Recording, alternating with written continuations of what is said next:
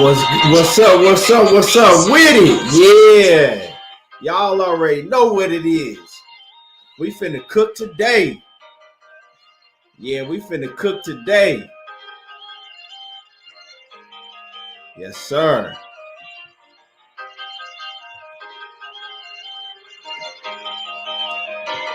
Let me see where we at. Let me see. And when you come in the building, make sure that you hit that thumbs up, hit that like button. Let us know you in the building. And hop in the comment section. Let us know you in the building. John Kramer, what's happening with it? Nitty G, what's happening with it? Knockout Boxing 86 TV, what's good with it? Phil J 508, what's happening with it, homie? Terrell Sandified, what's happening with it? Yeah. YY902010. Excuse me. What's good with it? Yeah.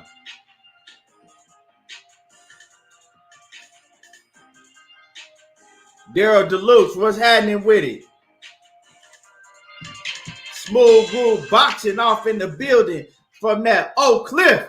Off in that thing. He said, yeah, don't just hit the like. Tip my guy, you dig. Oak Cliff in the building. I appreciate you, Smooth Groove. Always coming through. Always coming through showing love.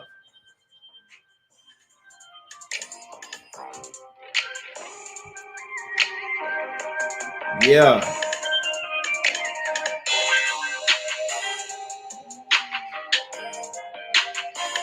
Yeah, we finna cook today. We finna cook today. Man, is y'all ready for this summer though?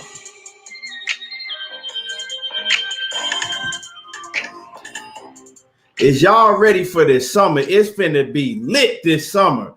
For real. It's so much good boxing that's finna go on this summer, man. It's finna be lit. Is y'all ready for the summer? I know I'm ready. I know I'm ready. Yeah, like I said, when you come in the building, hop in that comment section and hit that like button. Let us know you're off in the building.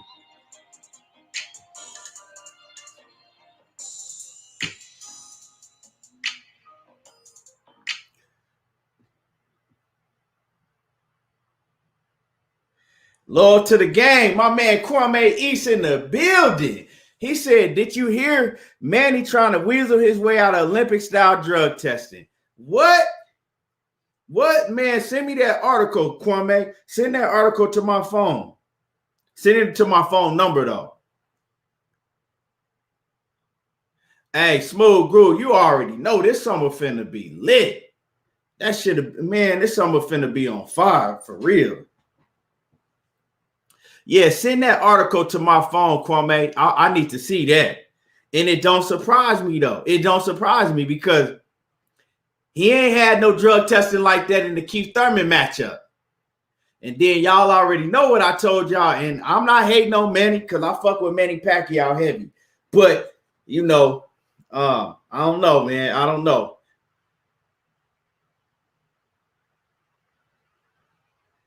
What he talking? So my man Kwame talking about, he came in right now, and Kwame is saying that Manny Pacquiao is talking about that is trying to weasel his way out of Olympic style drug testing, talking about because he's a senator, his location is a national security risk.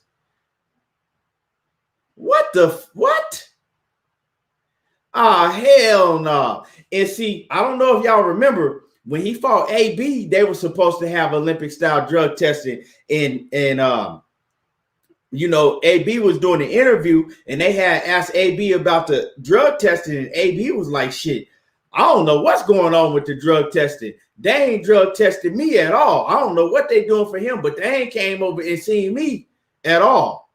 So, yeah, hey, we got to look into that. We got to look into that shit. Ain't no motherfucking way. Hey, Errol Spence better get on that shit, man. He better get on Manny Pacquiao head. If that's the case, EJ better get on Manny Pacquiao head and don't let that shit slide. or shit, or match him, shit, or Matt. He better put that shit to a stop, or put whatever Manny Pacquiao putting in his system at the fuck it. I'll match you. Let's make it even. Yeah, knockout 86 this summer. Fire every single month gonna be lit. Sylvester 2011 say Manny full of steroids. Man, Manny was Manny was never on steroids back when that Floyd shit was going down. He was on EPO. And EPO is the same thing that Lance Armstrong. I don't know if y'all know about Lance Armstrong that won all those Tour de France's. Yeah, that's what Manny was on. And that shit right there, man, that shit's a motherfucker. Like they say you don't never get tired when you taking that shit. But see, that's why back then Manny was cool about pissing, but see, he didn't want to take no blood test because see, you only can find EPO in the blood test. You can't find it in piss. Yeah, Sylvester, that's why Lance Armstrong got banned. Lori Reed in the building. I hope you feeling better. She said, so glad to be able to see y'all. She said, and here's some great boxing talk from you all, Keon, in the chat. Yeah, glad to have you back, Lori. And make sure that y'all go subscribe on Facebook to Loyalty Boxing and Promotions on Facebook. Show her some love and go subscribe to Loyalty Boxing and Promotion on Facebook. Yeah, that PLG ski. Yeah, that motherfucking EPO, that shit is a motherfucker. You seen what Lance Armstrong was doing. Stan Swoosh, what's happening with it? I'm gonna have to look into that too.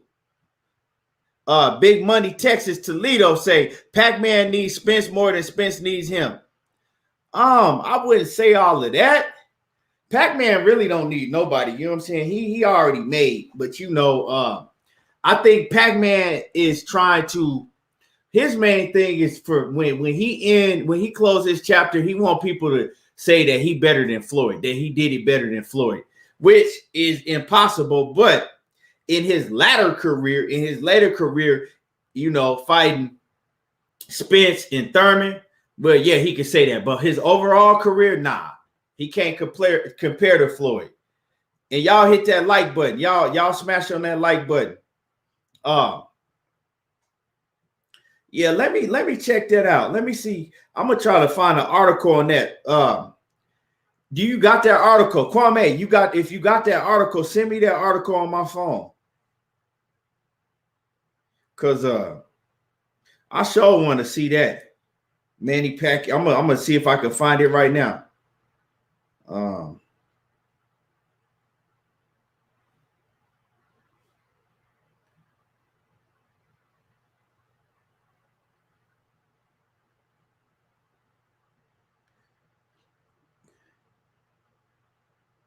Hold on, let me see what it say.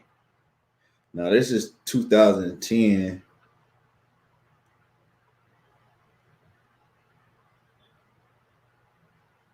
I don't see nothing that's coming up right now.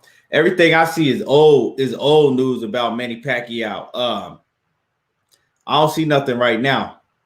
But anyway, man, Bob, put a 1 in the chat if you gonna order that Floyd Mayweather Logan Paul pay-per-view. Put a 1 in the chat if y'all gonna order the Logan Paul Floyd Mayweather pay-per-view. Waltoon 25 says, is it how it's gonna be now? Y'all sound scary for Errol talking about Manny being on steroids and all. I like Errol, and if he signs the contract, he can stand the smoke. He don't none of y'all making first of all, ain't nobody making excuses. If he said that Manny Pacquiao is not taking is refusing Olympic style drug testing, if that's the case, it ain't no excuses. Everybody knows in a high profile match like this with all the belts on the line, it's supposed to be Olympic style drug tested. So where's the excuse at? You know what I'm saying? It ain't about making no excuses. It's about doing what you're supposed to do. Fuck you mean excuses? But like I said, I don't know if it's true or not. Kwame, he came in and put it in here and let me know. I have to see it for myself. I got to see the article. I don't know. So, like I said, I don't know. I can't really speak on it until I read it. But if it is true, we already know what it is. Why, if it's true, why would you be refusing something if you don't have nothing to hide? Simple as that. Let me see what y'all talking about in the comments. Smooth Groove ain't nobody ordering that Floyd shit. Cassandra Mason said she thinking about it or streaming it. Yeah, I ain't paying for that shit. I'm gonna stream it.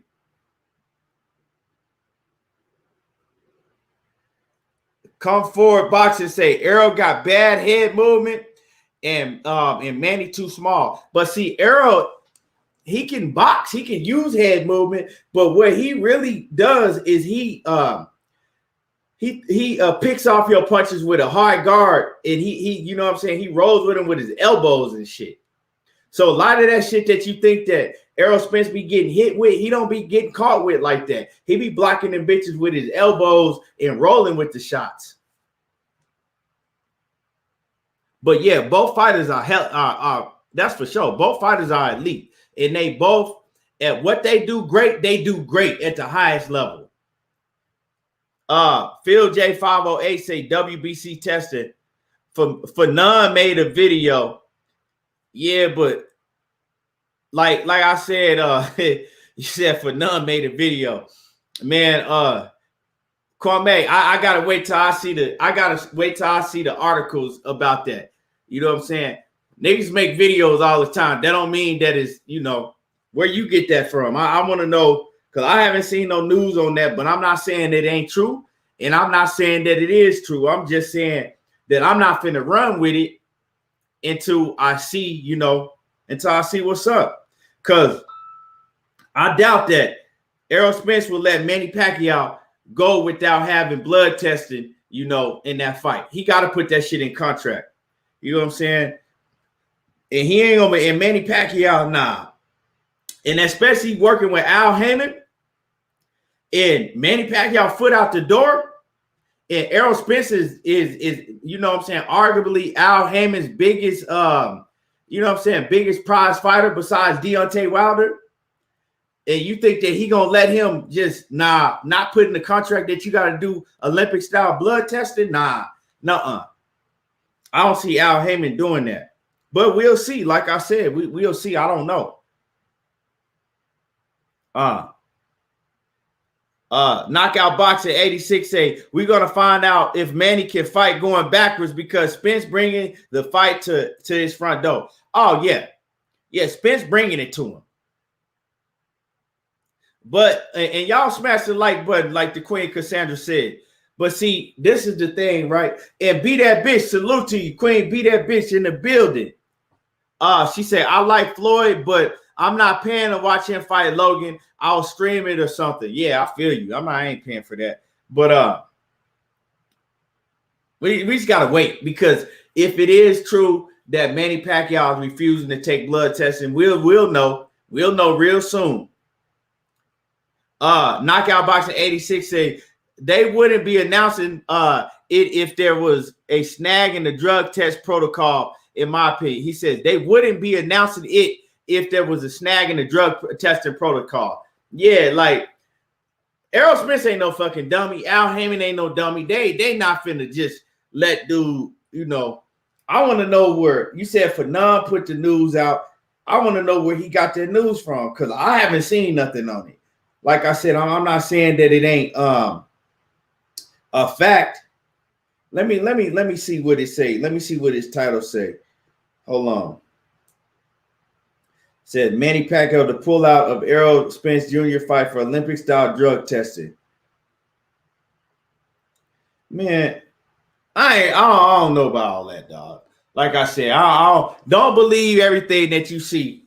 You know what I'm saying? Don't believe everything that you see, man. like I said, we can't. I'm not finna go with no story like that and just run with that shit because I ain't heard nothing else about it. KP said he seen and listened to the video. Like I said, I ain't heard nothing else about it. I would have to, ask some people behind the scenes. I have to ask some people behind the scenes and see what it is. Because if this is true, if it is true, like I said, I don't know if it's true or not. If it's true that Manny Pacquiao is threatening to pull out of the fight because he don't want to take Olympic style drug testing, like that shit crazy because he might as well just hang it up. If that's true, I'm not saying it is true, but if it's true, he might as well just not fight nobody. You know what I'm saying? Because if that's the case, I'm looking at you sideways, whoever you step in the ring with. I'm already knowing what it is. Like, nope. I don't even want to see you step in the ring with nobody. But like I said, I'm going to give Manny Pacquiao the benefit of the doubt right now. And don't believe every story you hear. But anyway, let me see. Hold on. Anyway, I want to talk about this real quick. I want to touch on this little article I read. So if y'all heard of they got the Bridgerweight division now, right? They got the Bridgerweight. So Bridgerweight is a division in between heavyweight and cruiserweight. So I didn't even know it was ongoing. So they got it going on now. And let me pull up this article. This shit crazy, right? I'm going to show you how much they hate on Deontay Wilder, right? I'm going to show y'all how much these news articles hate on Deontay Wilder. This is from World Boxing News. The headline, the title, all right, they're supposed to be talking about their Bridgerweight division, the new Bridgerweight division. I guess they got like a little tournament or something going on in the new Bridgerweight division, right? So World Boxing News, the article, it says, Tough Russian who KO'd Deontay Wilder wins after heavyweight drop. That's the title of the article. It says Tough Russian who KO'd Deontay Wilder wins after he drops down from heavyweight. Right now, this dude, I guess, supposedly stopped Wilder way back in like 2007, 2008, right? So you're talking about some shit 13, 14 years ago, right? That's the title of your article. Tough Russian who KO'd Deontay Wilder wins after drop down from heavyweight. That's the title of your article. So it goes on to say that the dude is 16-0. And he won a unanimous decision over ex-challenger Demetrius Kotrashov or something like that. It says to win, to move closer to a shot at the recently created WBC title for that new weight class. It's Bridgerweight. It's called Bridgerweight. Hold on, let me see what else it say. Yeah, so he beat Deontay Wilder way back in 2008, and they tried to make that the fucking title of their article. You know what I'm saying? Tough Russian who KO'd Deontay Wilder. Like, can he do it now? Like, that shit crazy how far they go to hate on Deontay Wilder, right? This shit happened 13 years ago.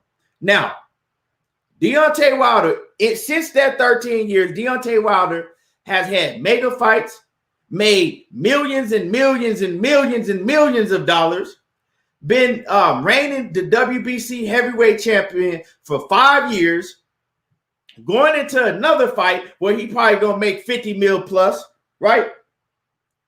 And what has this motherfucking Tough Russian done? What has this Tough Russian done? In 13 years, I just told you what Deontay Wilder been doing. What has this Tough Russian done?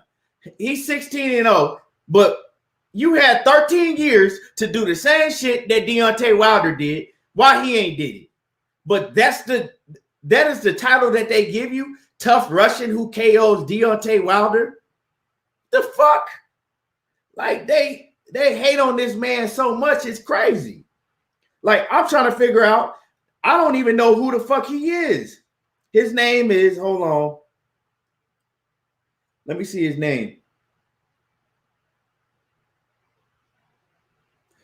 Romanov. Nobody has heard of him. Nobody knows who he is. Romanov. Who the fuck know who Romanov is? Right? And if you so tough and, you know, they trying to make him so tough, why did he have to move down to Bridgerweight? Why did he have to move down to Bridgerweight? Why he couldn't just stay up at heavyweight since they want to make the title? Russia, who KO'd Deontay Wilder. Well, why don't he go KO Deontay Wilder now? Why he only got 16 fights in 13 years? That's all I'm asking. Yeah, they reaching. It's crazy because you get all these articles, all these outlets. I'm talking about they go the extra mile to try to make Deontay Wilder look bad, right? You've never seen an article. You've never seen an article with such and such that beat Tyson Fury in the amateurs. Don't nobody fucking know who beat Tyson Fury in the amateurs. Nobody never talks about it. Nobody knows who beat Anthony Joshua in the amateurs because nobody talks about that shit. Why are they still trying to make news and make an article off of something that happened 13 or 14 years ago? That shit is crazy. Yeah, Big Money Texas. He said he don't know him until now. They got zero props. Yeah, for real. Tell him says this is a Buys boxing channel. Well, why the fuck is you in here then? Tell him. You should have told your ass to leave. Ain't nobody tell you to come in here, faggot. Anyway, yeah, that's crazy though. You know what I'm saying? But anyway, yeah, y'all, like I said, y'all can go check out that article on World Boxing News. So Devin Haney fight Jorge Linares this weekend. Devin Haney and Jorge Linares, they getting it in this weekend. Yeah, they getting it in. Let me see. Knockout Boxing says that lets you know how much bigger Wilder is than them. He says on some I scored on LeBron and Junior Hot type shit. Yeah, real talk. EJJ King, what's happening with it? Dale Burnett, what's happening with it? Yeah, that just lets you know. But see, they have to go the extra mile. The thing, what I want to know is if Wilder knocks out Tyson Fury, how they gonna act about that? Now what they gonna say? It looked like all these news platforms gonna have to fucking shut down for a week. They did so much hating on Deontay Wilder. What they gonna say if Wilder go and knock out Tyson Fury? Then what are they gonna say? Big Money Texas Toledo said, I put 500 on Devin KO before the 9th round. Damn. That's bold. That's bold. So let's talk about the Devin Haney and Jorge Linares fight this weekend. Man, this weekend coming up. Hold on, let me get money off in here. Big Stepper, what's happening with it? Can every bro what's going down, brother? Oh man, you already know. Same pimp suit, just reheated. Yes, sir. Yeah, man. So I was just cooking on this article I read in World Boxing News. But other than that, man, but I'll get back to Devin Haney. But I want to ask you, since you in here now, Kwame said that Fanub put out a video saying that Manny Pacquiao is basically threatening to pull out the Errol Spence fight because he don't want to do Olympic-style drug testing. Now, I was telling people, I don't know if that shit true or not. You can't believe everything that you hear. I looked it up. I couldn't find nothing on it, but I mean, maybe you could enlighten me on that a little bit more. Man, that shit false in the scene, a unicorn jumping over a rainbow. How the hell he pulling out for Olympic style testing, and they ain't even, you know what I mean? Come on, man. They just announced the fight. Yeah, like that's what I said. That's why I was like, man, you can't believe everything you hear. Yeah, man. I ain't heard nothing else about it. And then I was saying, dog, I was like, you think that Al Heyman, right? Errol Spence being one of his fucking, biggest superstars next to Deontay Wilder, right? Manny Pacquiao got his foot out the door. You know what I'm saying? This probably gonna be his last fight anyway. You think Al Heyman gonna let some shit slide like that in the contract? Yeah, bro. Yeah, because if the fight was already announced and finalized, that means they would have already had to sign the contracts, right? Hell yeah. And this is what I hate. Yeah, they already to the paper. That shit signed, sealed, and delivered. This is what I hate though. Every time we start getting something nice, somebody always got to start trying to fuck it up, talking about some goddamn steroid shit. Cats be killing me. Like I seen one cat come out, or when are they gonna start testing for like, man, get the fuck out of here with that bullshit trying to credit the fight, bro. Like, let the fight play out. We just got the motherfucker signed, sealed, and delivered. Now they want to figure out a way to hate on Errol Spence and Manny Pacquiao. You know what I'm saying about bringing up steroids and all this shit, man. We got too many good fights coming up for niggas to be out trying to start screaming steroids and all this shit, man. Get the fuck away from the sport if that's the only thing y'all can think about. Yeah, man. Like I said, I ain't heard nothing about it, so you can't just run with it. You know what I'm saying? You can't just run with it. John, what's good with it? Batman in the building. Leon Robinson, what's happening with it? So we know what happened in the Keith Thurman situation, but Keith Thurman let that shit go on. You feel me? Keith Thurman let that shit slide. But let me say, just to say that, just to even say we know what happened with the Keith, don't mean shit happened in the Keith fight. No, I'm saying what I'm saying is that we know that they didn't have Olympic style drug testing in the Keith Thurman in the fight with Keith Thurman. So that was on Keith Thurman. Like, he agreed to what he agreed to. You know what I'm saying? He wanted that fight that bad. He agreed to it. But, but just because it wasn't Olympic style test, no, don't mean that some bullshit happened in the fight. That's all I'm saying. No, not at all. Not at all. People try to discredit this shit, bro. That's the shit that be getting to me, bro. You know what I'm saying? Not at all, but we know that it wasn't no Olympic style drug testing in that fight. So it is what it is. If he agreed to it, he agreed to it. Now, in this fight, you got the WBC belt on the line, so they have to have VADA. Now, if he's trying to refuse VADA, like I said, I don't know if this shit true or not. And I don't believe half of the stories that I hear. You know what I'm saying? But if he's trying to refuse VADA, you know what I'm saying? I don't see them letting him get away with that. So, it is what it is. And if it is true, we'll hear more about it. We'll hear more about it in the upcoming weeks. If it ain't true, we ain't gonna hear nothing about it. Motherfuckers gonna be forgot about this, 3 weeks from now. So it is what it is. Stories come out all the time when the big fight is announced. That shit just as sure as me walking outside my house seeing a unicorn jump over a beautiful ass rainbow. I ain't trying to hear that shit. But in other news, you know what I'm saying, man. Let's talk about this Devin Haney and Jorge Linares fight. My man said he put 500 on the Devin Haney KO before the 9th round. Now, I said that's a bold bet. That's a bold bet because, man, I see Devin Haney dominate Linares. Like I said before, man, Linares, to me, he got one foot out the door, man. He about done with it. You know what I'm saying? I could be wrong. But Linares, to me, he's nowhere near his prime no more. He's still cool. He still got a little bit of a name, but I see Devin Haney dominating him. You know what I'm saying? I don't see this being a close fight at all. I don't think it should be close at all. I think that Devin Haney should go in there and dominate him. Now, do I see Devin Haney knocking him out? I'm not going to put Devin Haney to that. I'm not going to hold him to that standard because, to me, Devin Haney is not a knockout artist. You feel me? Devin Haney, people try to turn him into a knockout artist after he had one big knockout against, what was that dude named? What was that dude name? Some no-name dude. Huh? I think it was Santiago, if I'm mistaken. No, it wasn't Santiago. It wasn't Santiago. Was it Patrick Moran or something like that? Probably, but we know who it was. Caught his ass on the chin. He was on the ropes. So he had that one big knockout, right?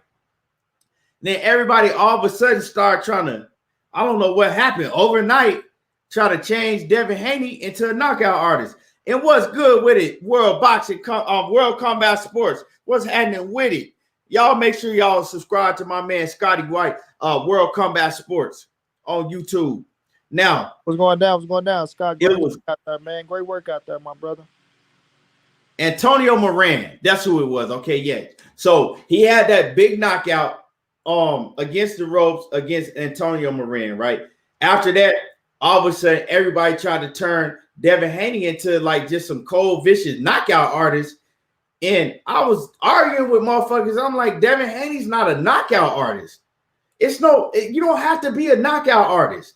You know what I'm saying? I remember Mickey Bay was training him. When Mickey Bay was training, he was talking about how Devin Haney is, one of the most powerful punchers in the whole division. He gonna knock out everybody and this and that. And I'm like, that sounds good, but nah, man. Like, you know what I'm saying? They put pressure on him because they got him to start talking about that knockout shit. And Devin Haney doesn't have power like that. He's not a knockout artist. He's a pure boxer. He a boxer. He got enough power to, you know what I'm saying, to keep you off of him, but he ain't got no knockout power like that. So, I mean, all of his wins, you know what I'm saying, is basically, I mean, he got how many KOs? He got 15 KOs, but most of all his wins, you know what I'm saying, is unanimous decisions. You know what I'm saying? He gonna outbox you for 12 rounds, 10 rounds, whatever it may be, and that's just who Devin Haney is. So I'm not gonna pick him to knock out Jorge Linares, because Jorge Linares, he been in there with some real punchers. He been in there with some killers. Could Devin Haney knock him out? Yeah, he could. He could, you know what I'm saying? But I don't know. I wouldn't bet on no knockout with Devin Haney because that's not what he is. He's showing you that he's not a knockout artist. You feel me? But this fight, man, is I think it's gonna be a one-sided fight. I just do. And if you go look at the betting odds, Devin Haney is a negative 1,200 favorite. So that means that in order to win $100, you got to put up 1,200 on Devin Haney. So that shows you that the bookies don't think this is going to be a tough fight for Devin Haney neither. Yeah, man. I see Devin Haney dominating. I see him dominating. KG Alexander, what's happening with it? Leon Robinson says Devin is 22 years old, Money Mayweather type. They want him to be pretty boy. Yeah, he's not pretty boy. That's not what he is. Devin Haney is not a pretty boy Floyd Mayweather. He's Devin Haney. That's what he is. You know what I'm saying? He's Devin Haney. Pretty boy Floyd Mayweather at that age, he had that power. You know what I'm saying? He knocking shit out. He's stopping you. You know what I'm saying? But everybody don't have to. He kind of learned more. He didn't learn from Pretty Boy. You dig what I'm saying? Like, he didn't learn that Pretty Boy style. He came up with around the era of Money Mayweather. You feel what I'm saying? He came up under Floyd Mayweather Sr. Floyd Mayweather Sr. didn't teach that knockout type shit. Floyd Mayweather Sr., he taught more, defense and boxing. That was the Black Mamba. That was Roger Mayweather that, you know what I'm saying, taught you to go in there and bang it out and get the motherfucker up out of the ring. So Floyd Mayweather and Roger Mayweather, they had two different type of, styles that they trained. That's why you seen Pretty Boy Floyd Mayweather that was a hitter that would go and try to get you up out of there, right? Because he was getting trained by the Black Mamba, Roger Mayweather. And then later on in his career, when he went with his dad, you seen a whole different type of style, more defense, more boxing, on the outside and all of that. You seen Pretty Boy. So if anything, Devin Haney is more like Money Mayweather. And I mixed up what I just said. Later on, you seen Money Mayweather. Early on, you seen Pretty Boy. But I had to correct myself. But yeah, so Devin Haney, he more like Money Mayweather. If you want to make the comparison, but I'm not gonna make that comparison. He just, Devin Haney. Of course, he's gonna do some things like Money Mayweather because he was trained by Floyd Sr. You know, he been trained by a lot. So, you know, Devin Haney, he got a lot of different arsenal, a lot of different styles, but he not no pretty boy. He not no knockout artist. It is what it is. Let me see. Mad Chad in the building. What's happening with it? He said Haney had one vicious KO. I remember Antonio Moran. Yeah, exactly like I said. It was, and other than that, you know, he not no KO fight. He not no KO puncher. Let me see. Let me see. Batman say he probably do have power, but he's too scared to sit down on his punches. I mean, like I said, he got enough power to keep you off of him. But I mean, it's like this with power. You either have to have concussive power to where you just fucking hit a motherfucker and just land them out like Tank do, like Wilder do, or you have to have power that break you down type of power to where you know you just harder hit motherfuckers with hard shots until you break them down, kind of like Errol Spence was doing, you know. But he's just not that's not Devin Haney, not a knockout artist. Like, he's a pure boxer, and I see him boxing the shit out of Jorge Linares for 12 rounds. I don't see me personally, I don't think Jorge Linares should win more than 2 rounds in this fight. You know, go ahead and speak on it, Money. Yeah, it's gonna be a hell of a fight. I feel like Devin should go on there. He should dominate. He should look good. He is the younger, faster, you know what I'm saying, fresher fighter. But Floyd Linares still has experience in that ring. And for we talking about boxing, somebody like Devin Haney, who we talking about with the power, you know, we see motherfuckers going on that got power that be putting Floyd Linares out. But when you go on there, we talking about boxing, early on boxing. If you go on there and have a boxing match, Linares to me is one of the best boxers that, you know, I've seen. You know what I'm saying? His ass can box. He's skillful as fuck before it's come to the 1-2s and the 1-2-3s and shit. So I don't just see, like you say, 2 rounds. I can give Linares maybe 3 to 4 rounds, depending on what Devin do. Or it could go on there and be a fucking shutout. But I think Linares is a hell of a boxer as well, to where he's smart in the ring. That's what he do. He's a pure boxer as well. So I feel like it can be a chess match in there. But, you know, Devin should have the advantage of walking away with the W. But, you know, I still like Floyd Linares. Like I say, a skill set is a skill set. And he got one hell of a skill set. If somebody don't come in there and can hit his ass with some power to make his ass think, or you in there like, even with Loma. You know what I'm saying? Linares dropped his ass. Loma is one hell of a fighter. You feel me? So it's all about what you bring to the table and how you box his ass, because the motherfucker got an IQ to where he can think in the ring with you.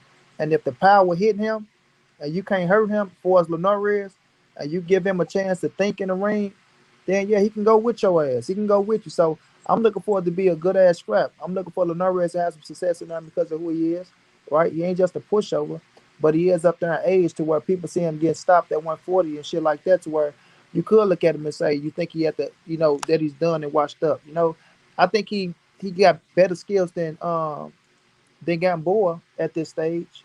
You know what I'm saying? So I look at it as being a good scrap. But nonetheless, I do look at Devin to go in there and dominate, to walk away with a, you know, a unanimous decision, or even, you know, coming there and, like Batman say, sit down on some shit and try to get his ass up out of there. You know what I'm saying? Because if Linares probably hit Devin with some shit and he feel like he can't hurt him, we never know what style Dev want to come in and what he want to do. But we do look at Dev as the pure technical fighter, the in and out fighter. You know what I'm saying? Moving and moving and moving. So it's a possibility that Devin can stop Linares' ass, especially with some body shots. If Dev sit down on that shit and try to nail his ass the right way, you know what I'm saying? But it's gonna make for one hell of a scrap to me. To me, I like it. I like the chess match. I like the matchup in it. And like I say, Linares is the fighter that, you know, if you in that motherfucker and you can't hurt him, you give his ass a chance, his ass will show you some shit. You know what I mean? His ass will show you some shit to where motherfuckers will look at it and they'll try to say, well, you know, Dev, man, he ain't this, he ain't that. And they won't try to give, you know, Linares his just due. You know what I'm saying? You just can't sleep on that motherfucker now, because he's still a professional fighter. And we don't know what type of work you're putting in, or what is he bringing to the table, how hard did he work. You know, so I'm looking forward to it, bro. I'm looking forward to it. But, you know, Devin a bad motherfucker. You know, Devin a bad. I was just looking at the field, Devin old little fights. His in and out style, bro, is that motherfucker is smart and slick, and like I say, he quick as fuck, bro. Quick on the turn, quick on the torque and all that shit. It just go come down to him doing what Batman said, starting to sit down a little bit on them punches and going out there trying to get the motherfucker out of there. You know what I'm saying? But that's gonna be something that he gotta want to do. That's gonna be instilled into him. But he don't have to do it. You know what I'm saying? Just saying do it. He don't have to do it. You know, but if you want to start getting Man, motherfuckers this out, must be that dude H Money in here, man. Because this dude Danny the Great, that gotta be him. what do you say, Key? Read them comments. I can't really see that shit. I'm on my phone. But yeah, though, you know, it's gonna be for a hell of a fight. It's gonna be for, but you know, them clowns, man, nigga. I don't know what to say. Fuck them. But it's gonna be a hell of a fight, bro. I'm looking forward to it. It's another quality fight that we getting this year. You know what I'm saying? Another quality fight that we getting this year that's keeping boxing on top. You know what I mean? That's keeping boxing on top. You know, so Dev got to come out, show up, show out, put yourself on that level. You know what I'm saying? Show that you're on a different. But I still like Linares. I've always been a fan of Linares. Venezuela, trained with motherfucking one of my favorites. I know what he did to his wife, Edwin Valero. You know, so that's one of the hardest hitting motherfuckers ever. You feel me? So I just feel like if Dev get into the ring and he hit him with some shit and can't hurt him, that it might be a little competitive early on before Dev start taking off in that bitch. You know, so we're just gonna look forward to it and see what happens after that. But I respect the fight. You know, Dev go get his just due from me if he go in there and beat the shit out of him and either stop him or outpoint him. You know, it's gonna be a hell of a win on his resume, and we'll see what moves he make next because we know that Teofimo saying he ain't letting his ass get away. Yeah, I think we got whole money in the building. You know what I'm saying? Trolling in the comments and What shit what under a whole different account. hold on, let me go to the thing. Let's see. You know what I'm saying? Up under here, you know what I'm saying? Licking up under niggas' nuts and shit. What's the name? What's the name you say, Keith? Danny the Great. Yeah. But man, yeah, man. To me, real talk, I just even when they announced this fight, like even if it hadn't been Devin, like I'm not finna change my stance because I just don't put too much into Jorge Linares. Like he's not, I don't know. He ain't, you know, a lot of people keep riding off of, oh, well, he dropped Lomachenko. A lot of motherfuckers could get dropped. You know what I'm saying? You can catch anybody at any given time. He still lost that fight. He still lost to Lomachenko, and Lomachenko only had one good fucking shoulder. You feel me? He had shoulder surgery right after that. So, other than that, I mean, Jorge Linares ain't did shit since then. You know, he ain't did shit since then. He actually got KO. He tried to go to 140, moved 5 pounds up, and he got KO. To me, Jorge Linares is pretty much like I said, he got 1 foot out the door. Now, he can prove me wrong. I'm not saying I'm right. I'm saying that's how I feel about Jorge Linares. I felt that about Jorge Linares. Yeah, that's that little faggot. Keith, man, y'all get his ass up out of there. Yeah, that's that faggot. I already know. Don't nobody talk about another man like he doing. Yeah. Come on, bro. He fucking up the chat doing all that shit, bro. He the only one that fucking do that talk like that. He the only ignorant motherfucker that would come in here and say some shit like that. Come on, dog. A dick sucking ass up out of here somewhere. You know what I'm saying? Talking about some Danny the Great. Go let that man. Go let that great about your bitch ass. Hey, go let that man fly you out and play with you, you little faggot. Get up out of here. Come on. Hey, Bill gonna fly me out. I got. Yeah. Hey, what you said? It was World Combat who said it. It was World Combat. It was World Combat who said we got to keep our eye on the enemy. I ain't even want to beef with nobody. You know, World Combat Sport told me, you know, we need to do this. Little snitching ass. Snitching ass bitch.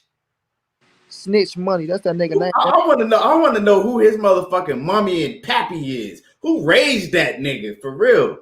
Right. Who raised that nigga? Anybody that fuck with that nigga, y'all need some fucking. You need to check yourself for real. Check yourself. They actually rock with that nigga. That's crazy. Like anybody that rock with that pussy ass nigga, for real, you need to check yourself. Straight up. I know. Bill Haney and Devin Haney, they be laughing at the nigga. They just, you know, they use him as comedy. Hell yeah. They gotta be laughing at his ass. Like this motherfucker's a comedian. Yeah, Scotty. Well, World Combat said it. Yeah, nigga went out there to kissing ass. Oh, you know, show Scotty. Yeah. You know, it was World Combat. I can show you I can show you the receipts. He came in my DM saying we need to watch out for the man. Get your weak ass up out of there somewhere. Hey, dude be on so much cocaine, man. He can't even Hey, control himself. He be so coked out. He can't control himself. Motherfucker get coked out and shit and think He-Man, Superman, and Godzilla all in one. for real, dog. Boy, ain't gonna never come out the fucking house, dog. He ain't gonna leave his front porch. That's one thing. I bet all the money I got, that whole money would never show up to a fight. He ain't gonna show up to no fight. He'll never could. You know what I'm saying? When Mo3 said they scared to come outside, they was talking about niggas just like him. He's scared to bring his pussy ass outside. World Combat Sports say chlamydia raised him. You put chlamydia and gonorrhea together, you know what I'm saying, in a lab, and he popped out. Now, for real, I want to know, like, who is your folks? Like, what do your folks think about you? Because this motherfucker weird. For real. That motherfucker, he a straight hoe. But anyway, man, yeah, so like I was saying, like I just never put too much of stock into, and this don't have nothing to do with Devin Haney or nobody else. And I've always said this, money, like I ain't never put too much stock into Jorge Linares. Like he just, back in the day, yeah, Jorge Linares was a hell of a fighter, but now like that he's older, I just don't see him being too impressive no more. I think that Devin Haney should go in there and make an example out of him. I think this is a fight for Devin Haney to show that you're not nowhere near my level. You know what I'm saying? You're not nowhere near my level. And then after this, my question is Devin Haney going to be able to secure a fight with Teofimo Lopez? Because if Devin Haney goes in, dominates Jorge Linares, right? Even though I don't think a Jorge Linares to be like on that level like that. But a lot of people do. You know what I'm saying? Jorge Linares, he has somewhat of a name in the sport. He reigned as champion for a long time. So if Devin Haney go and dominate Jorge Linares, do y'all think that he will solidify a fight with Teofimo Lopez? Because Teofimo Lopez is saying that that's the fight that he wants next. But we've heard Teofimo Lopez and his poppy say a whole bunch of shit before, and it was all cap. This time, if Devin Haney looks, because that why I'm telling y'all that Devin Haney got to go out there and dominate Linares, because if Devin Haney don't go out there and dominate Linares, that's going to give Teofimo Lopez and his pappy or his pops, you know what I'm saying? It's going to give Teofimo and his pops, they're going to be like, well, this motherfucker didn't even look that good against Jorge Linares. Nope, we good.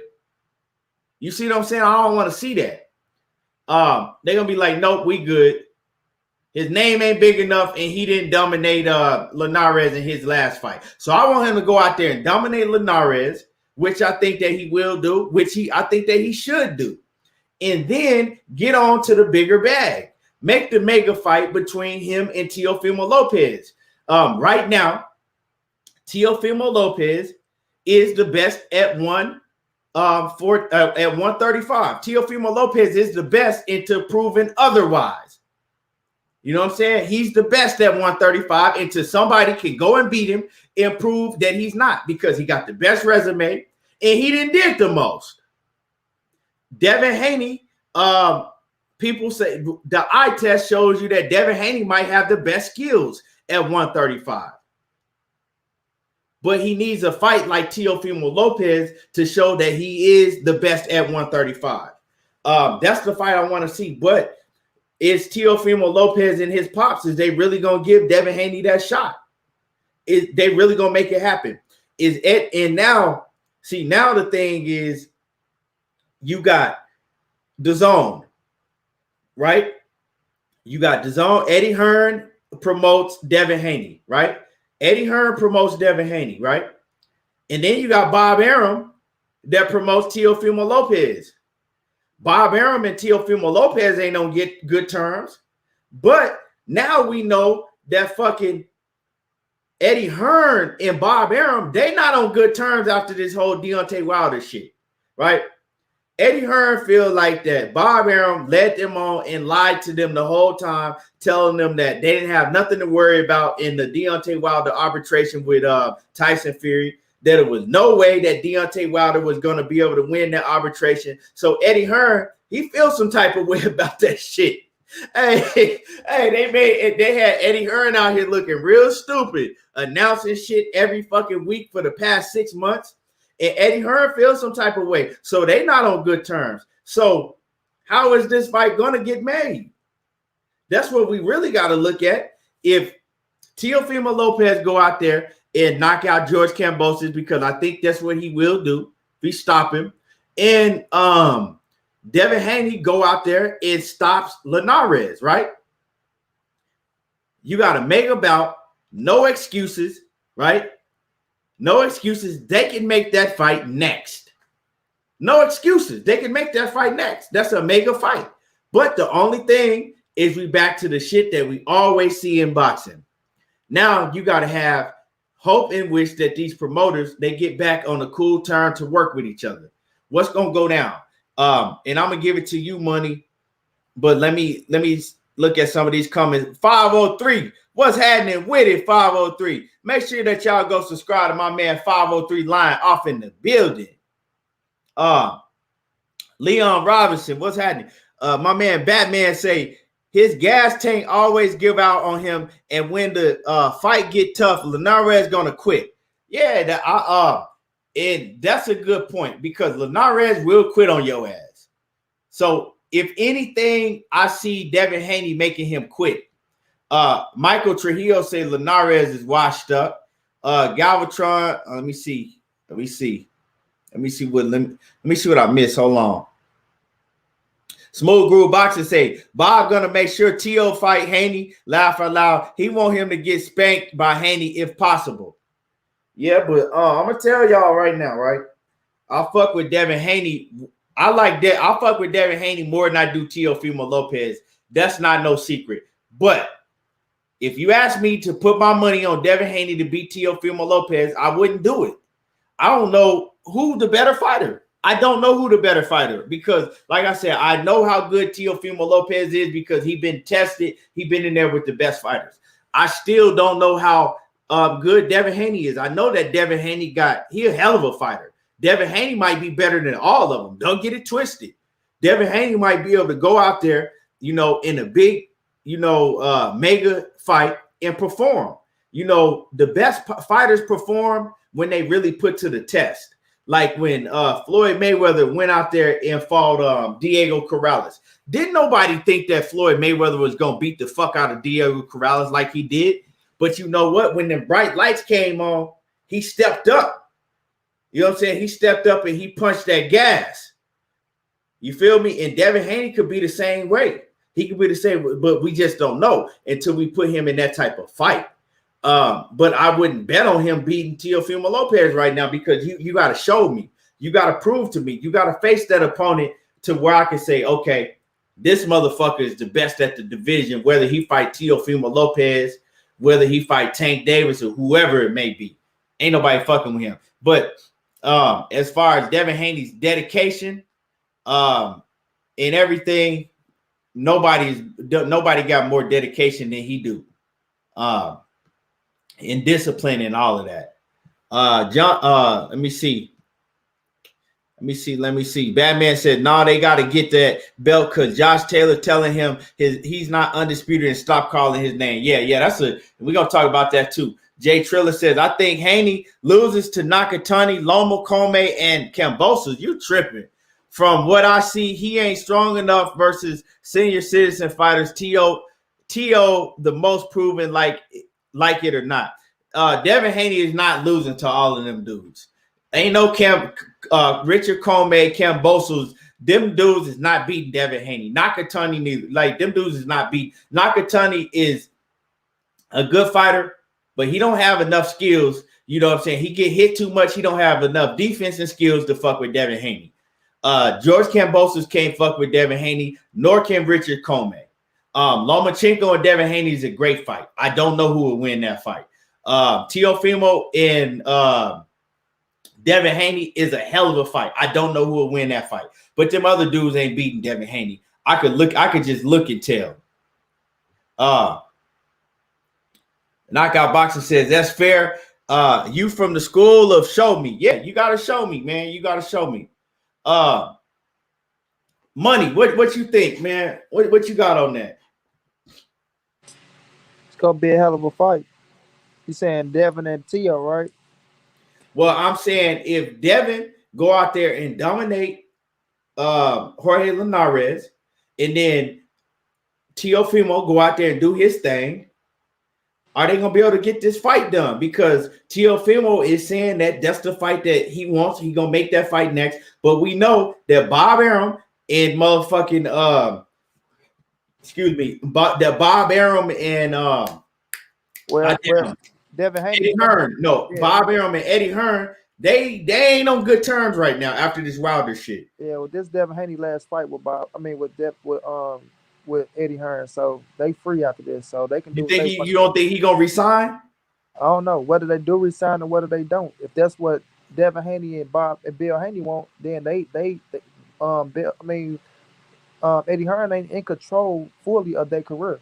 You know what I'm saying? So they can talk to Bob themselves. I don't think Bill and Bob got an okay relationship. You know right. So I don't know if they're gonna resign or not. I think Bill really want to fuck with Al. You know, just listen to Bill. I think he want to really rock out with Al Heyman. So either way it go, you know, Bill and Devin is in control of their car. So if they want to go talk to Bob, they can go deal with Bob. And I think Bob will deal with them for us dealing with, you know what I'm saying, Eddie and the zone and things of that nature. So I feel like if that's what if Haney now want it, because Bob sounded like he want to try to do business with them and want them to sign with them, which Bill say he ain't going that far, but he damn sure have a good relationship with Bob and shit like that. So I feel like if Bill now want it, it can happen. But like you say, it's still going to come down to Bob Arum and what's the money looking like. Because Teofimo tomorrow, he only go fight for a certain amount of money now. And Bob let him know, if you think you're getting that Triller money over this way, you ain't getting that, partner. You feel me? So it's going to come down to what they talking about for us, the money situation and things of that nature, you know. And we know what Bob looking like with his pockets right now.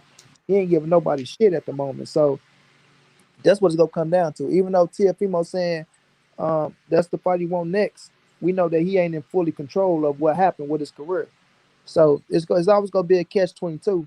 But, you know, the fans want the shit. I think it's a hell of a fight. Like you say, Key, I don't know who win that fight. Like, if you're really looking at everything overall, you got to edge Tio. You know what I'm saying? Like, I like Haney and shit, but Haney do got the style to beat his ass. I like Haney in and out style, but that's a tricky one to say you want to put your money on. That's a tricky one. You feel me? It's going to be a hell of a fight, though. And it's going to show who's the best at the division. Because I do think Devin can beat Tio if he in and out with his ass. And like you say, just use his pure boxing skills and don't get caught up in trying to show that, oh, I got power with your ass. Yeah, I think Devin can get him. But if Devin going that bitch trying to, you know, oh, man, balls to the walls, I can beat you in this, that, and fuck around and slip up and let Tio catch him with a shot, you know, it might be a long night for Devin ass, you know, or a short night for Devin ass, depending on how his chin hold up. So it's a hell of a fight, bro, and I pray that they can get it done. I pray they can get it done. You know what I'm saying? Because that's the rightful fight for undisputed. You know what I'm saying? We'll have another undisputed fight going down. So it's gonna be good for boxing.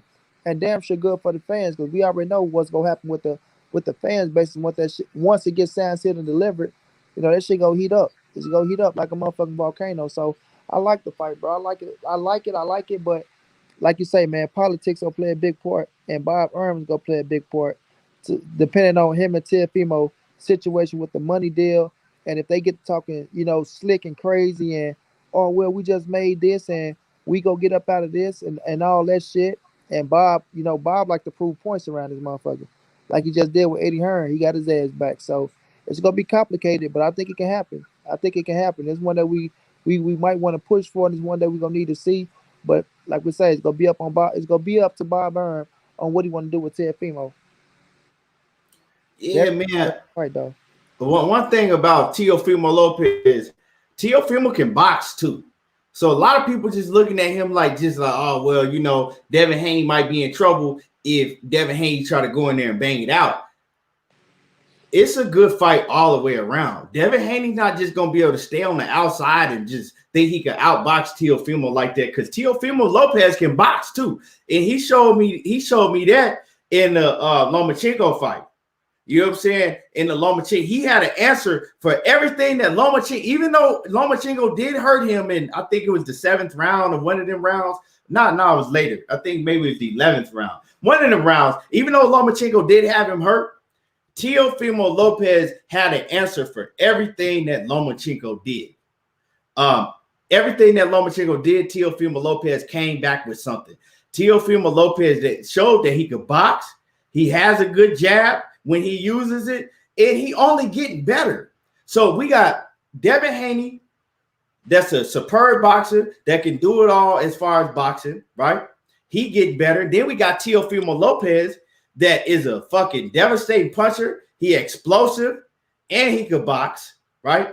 Now, if you want to get down to the foot movement, he can't move like Devin Haney. You know what I'm saying? He is athletic, but he can't move like Devin Haney. But he can box, and he do have a jab that he could use. I just don't think he's a better boxer than Devin. No, he's not. I'm not saying that he's a better boxer than Devin, but he can box. So when you got a guy that can box and can punch, well, you know what I'm saying, that just makes you more dangerous, because I just don't see Devin just out. You know what I'm saying? Even if it's a boxing match, yeah, I will favor Devin, but he just not gonna outbox Teofimo Lopez like that. He ain't just gonna box his head off. That's what I'm saying. That's why we need this fight. But man, I don't know, man. I don't know. Because if you saying that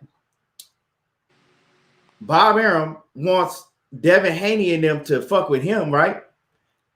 Bob Arum don't do no one-fight deals. See, that's the problem with Bob Arum. You know what I'm saying? You fuck with him, you got to sign the deal. You know what I'm saying? So I would like to see them go do a 1 or 2 fight deal just to get the fight with Teofimo Lopez, but we can't see that happen. Now, if Devin Haney and them, if they go fuck with Al Haymon, well, it's still going to be a hard fight to make, because we already know how it comes when Al Haymon and fucking Bob Arum got to work together. So I don't know, man. The best bet for us to see this fight, I'm telling y'all right now, is for Devin Haney and Bill Haney to stay with fucking DAZN for one more fight or something, and then just work with, because Bob Arum and Eddie Hearn, they beef a lot. This ain't the first time they didn't beef with each other. They beef a lot, then they cool the next day. You know what I'm saying? They beefing again. They ain't fucking with each other, then they cool. So they the best bet of having a working relationship with each other. Or if Devin Haney, just gonna go and do his own thing, But if he do his own thing, 9 times out of 10, he gonna have to fuck with Al Haymon. The business go, you know what I'm saying, as his advisor. And Al Haymon's fighters, they fight on the network. So ain't none of these fighters just fucking available, free to do whatever the fuck they want to do whenever they want to do it. They still got somebody to go through, right? Because Al Haymon fighters, they still fighting on the network. They either fighting on Showtime or CBS now. That's just what it is. Or Fox. So I don't know, man. It's just fucked up when we got these fights like this, and we have to talk about this, because when you get down to the nitty-gritty, that's what it really is, That's what it's gonna come down to. If we're gonna see the fight or not, it's gonna come down to that. Are these promoters gonna work with each other? Love them down. Gather say in the middle rows, Lopez, he said in the middle rounds, Lopez was getting touched by Lomo. He can't get tired. Devin got good stamina. He may touch Tio up. We can say that, but we don't. Like I said, you have to show me. You dig what I'm saying? That's what y'all don't understand. You have to show me. Teofimo Lopez was in there with Lomachenko. Devin Haney got to get in there with somebody like that and show me. You can do certain things against lower level competition that you can't do against when you get in there with the A level competition. And that's just what it is. You know what I'm saying? That's just what it is. 509 says PBC fighters can go to the zone too. They can, but do they? You know what I'm saying? You gotta see all that. They can do this and they can do that. They still gonna listen to what Al Heyman says at the end of the day. If Al Heyman advised them not to do something, they're gonna do it. They're not gonna go against Al Heyman's wishes. You know, now they're free to do whatever the fuck they want to do.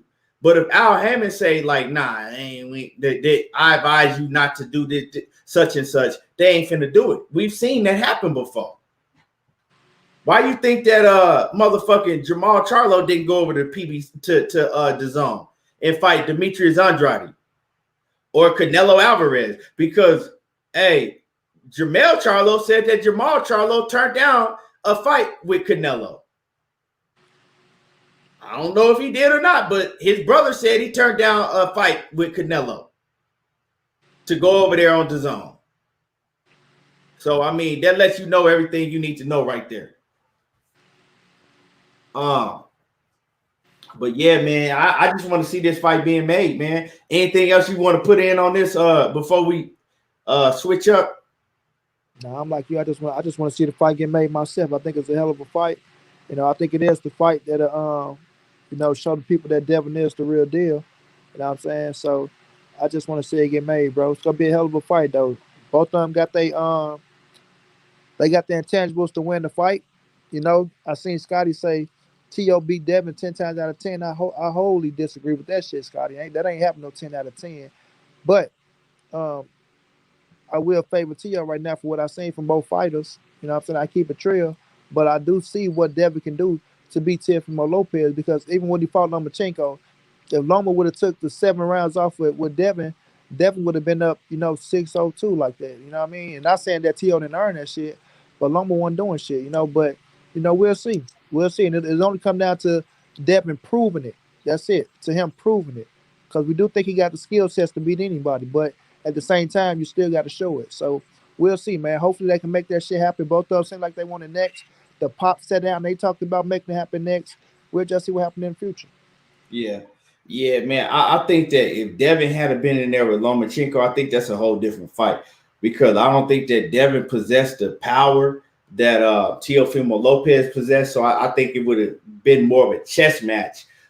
They both would have been, you know, getting in their shit. I think that I think that he felt motherfucking Teofimo Lopez hit him on the arm early with some of them hooks, and he ain't want none of that shit. You know what I'm saying? He wanted to wait till Teofimo Lopez in the later rounds got tired. Like he was thinking, okay, like I ain't trying to go in here and, you know what I'm saying, fuck with this dude while he's still fresh and got all this fucking power. That I think that he thought like, okay, in the later rounds, he gonna wear down some, you know, throwing all these shots I can get him, and then his power gonna, you know, he ain't gonna have the power that he have, and then I'm gonna jump on him. But it really didn't work like that.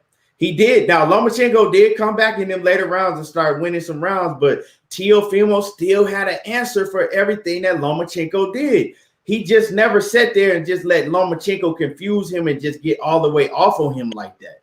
He was still punching back and countering him and catching him, you know. And remember, we watched that fight. Remember, we watched the fight again, Money, live. Let me see. Yeah, Wawa 930-2010. Yeah, Wawa, yeah, Loma felt that power, dog. You know, he felt that power. J.A. Dixon said, I'm tired of fantasy boxing. I want to see them actually face each other in the ring. Nothing else matters, man. I feel you. Now, man, let's talk about this Tank Davis situation, man. Let's talk about this Tank Davis situation, because I'm hearing, you know, I'm hearing Leonard Ellaby. He came out, you know, and Leonard Ellaby said that, you know, that they tried to advise Tank Davis not to take this fight with they tried to basically talk Tank Davis not to take this fight against Barrios because it's a dangerous fight. They like, we don't know why Tank Davis want to move up to 140, but he insists on it, and it's a dangerous fight. And so, you know, people running with that, right? People running with that, right? But I know for a fact that Tank Davis wasn't thinking about no fucking Mario Barrios. See, they are saying that shit because they promoting the fight. They promoting the fight. So that's what Leonard Ellerbe is supposed to do. He's promoting the fight. It's a dangerous fight. We tried to talk Tank out of it, but you know what I'm saying? But Tank, he didn't want to listen. But I know from Tank's inside camp that Tank was not thinking about no fucking Mario Barrios. This is not a fight that Tank came up with. He did not come to Leonard Ellerbe.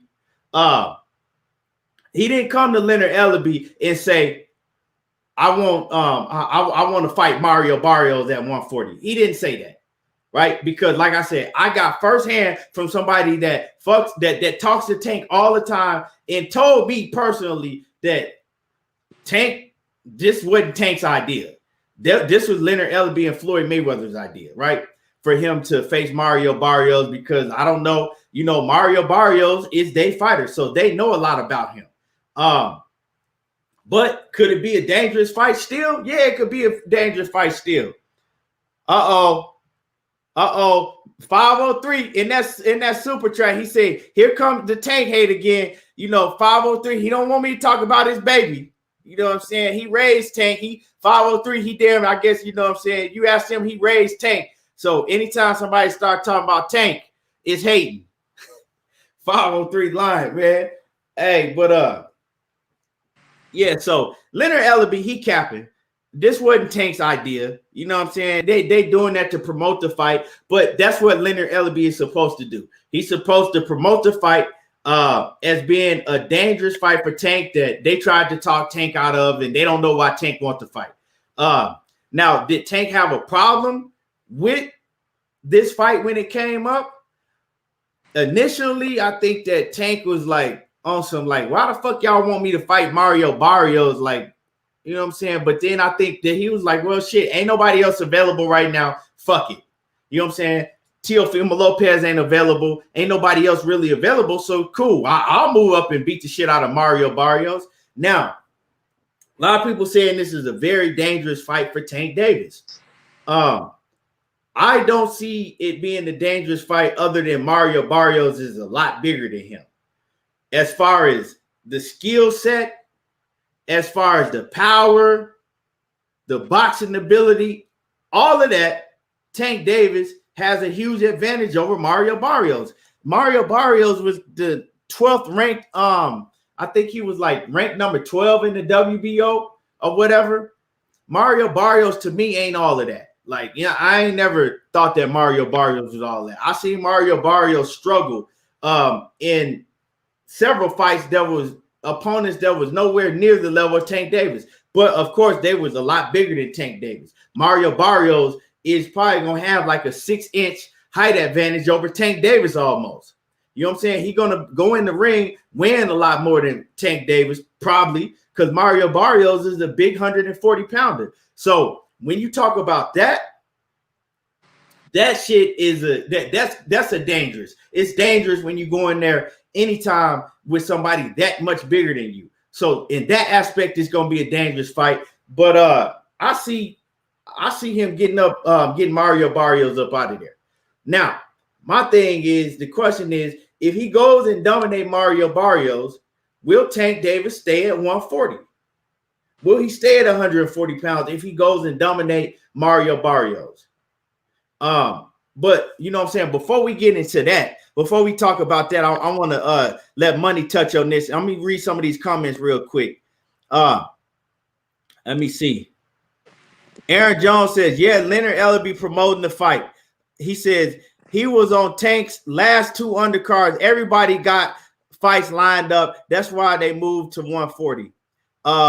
World Combat Sports says Barrios is a tough fighter. Great matchup. D. Hodges say Golden Boy did the same thing. Feed Saddam to Munguia. J.A. Dixon, let me see. Aaron Jones says Tank is on an island of his own. I wish he had all the competition on PBC like Errol do. 503 line says, first you said Tank fighting little dudes. Now he fighting 140. You still hate. Man, do you know what the definition of hating is, 503? This nigga 503 come out the bushes every time somebody say Tank Davis. Did somebody say Tank Davis? Ain't nobody talking about my baby. Ain't nobody. Y'all don't be talking about my baby Tank. This nigga come out of, if you say Tank Davis, this nigga will fucking fly out the sky and touch down like Superman. Somebody said Tank Davis name. Ain't nobody hating on Tank Davis. Like, god damn. Nigga, we know you, everybody know you love Tank Davis. Everybody knows that you got a deep love for Tank Davis. That's your guy. But ain't nobody hating on Tank Davis. Can somebody talk about Tank Davis without you think everybody hating on Tank Davis? It's gonna be all right, 503. Everybody ain't hating on Tank Davis. Every time I be in my kitchen, I say something about I be in my kitchen talking to my kids, and I might say Tank Davis. I look around the corner and make sure 503 ain't popping out. Hey, oh man. Let me see. Yeah. Now, go ahead, Money. Man, what you think about this? How you see this Barrios and Tank Davis fight turning out, man? And how dangerous do you see this fight being for Tank? One hell of a fight for Tank, and it is a dangerous fight for Tank. Barrio do got the height and the reach, and he got popped. You know what I mean? If we look at the situation, everybody was taking that 135. Ryan Garcia has pulled out the fight. You know what I'm saying? His ass is supposed to be he was the fight for Tank, but his ass pulled out. And when you look at both of the dudes, when some people look at Ryan Garcia saying that was a dangerous fight for Tank, and if you beat Ryan, you get credit. So we looking at Mario Barrios. Shit, we can't say Ryan Garcia is that much more better of a fight than Mario Barrios. You know what I'm saying? He got popped. Barrios got popped. Both of these motherfuckers tall and rangy. You know what I'm saying? We will say Ryan probably not use his length a little better than Barrios. Sometimes Barrios do give up his length, but his ass got a good jab and things of that nature. So it's a dangerous fight when you got power, man. You got a jab and you believe in yourself, because Barrios do believe in himself. He feel like he can whoop Tank ass. He feel like they really fucked up by picking him over Tank. You know what I'm saying? So we'll see. June 26th ain't that far away. But, for us, Leonard and saying Tank came and they wanted to fight. This is a fight that Tank wanted. I mean, this is a fight that Tank wanted. So we'll just see how it play out for him. You know what I mean? Tank he looked at him. He feel like Barrios really believed that they fucked up, that they picked him. So, Tank know you got to be on this shit for this fight. This ain't just the fight you go walk in there and just Leo Santa Cruz his ass, which that even Leo has success. So it's gonna be a little tough for us, the power and the height and the reach. But, it ain't fucking it ain't Josh Taylor. You know what I'm saying? It ain't Regis Prograis. You know what I mean? So we ain't gonna make it like it's those fighters, but Barrio got his strengths. He got his strengths, and he a fighter. So shit, you understand what he up against. You know what I'm saying? So it's gonna be a hell of a fight, bro. It's gonna be action packed. It's gonna be exciting for the fans, and it's gonna be one that Tank gonna have to figure out. You know what I'm saying? You gonna have to figure it out. You got to try to get his little short ass in the inside and get into his range and distance. But like I say, sometimes Barrio can fuck up and give up his height and start try to, just bang it out, and that's gonna be that's gonna be dangerous for him. For his ass doing that shit, getting in there trying to bang it out with Tank gonna be dangerous for him. So we'll see what he do. And then he got Virgil Hunter as his trainer, or do we got somebody? Yeah, Mario Barrios, he got Virgil Hunter as his trainer. Yeah. So Virgil gonna try to work together a game plan and try to tell his ass to try to use his height as his stay on the outside. Yeah, stay on the outside. But still, even with that, we'll see. We'll see if he can keep up. We'll see if he can keep that game plan going and see what he can do. Because we know Tankless short ass, that motherfucker, he quick and slick. And he got some little head moves to where he can get in on your ass. So it's gonna be very interesting, bro. It's gonna be very interesting. So he got his turning points, but still you got You there? Money. He cut out. You there? Money. Yeah, I can hear you now. Yeah, got a damn phone call. Yeah, so it's gonna have his perks. It's gonna have his perks. So, but like I was saying, you still got a favorite Tank in that bitch. Looking at the situation, still got a favorite Tank. You know what I mean? And it's gonna be a hell of a fight, though. It's gonna be a hell of a fight. I think that's what they was going for, the excitement. And I still say this, bro. You look at Barrios, and you look at them boys at 35 and them boys at 30. And to me, Barrios is still a young, hungry lion that's a WBA regular world champion. and he just like all them other boys. He fit right in. Not saying he got as much talent as them boys, but when you talk about up and coming fighters in the game, you got to put Barrios in the mix with all them cats. So it's another good fight for Tank. It's another good. I ain't gonna say if he wins, it's gonna be damn sure another good win for Tank. But we'll see what happens after that. You know, they put it on pay-per-view. They want the big exciting. I think they came up with a good exciting match, knowing Barrios' style. You know what I'm saying? And how it will fit Tank. So that's how I look at it, bro. See, that's what I'm saying. It's an exciting match if Barrios fight like we see him fight on the inside, because we've seen him fight, and that's how he fights. He fights on the inside. You know what I'm saying? Dig to the body. He trying to bang with you. That's how he fights. More Mexican style, you know.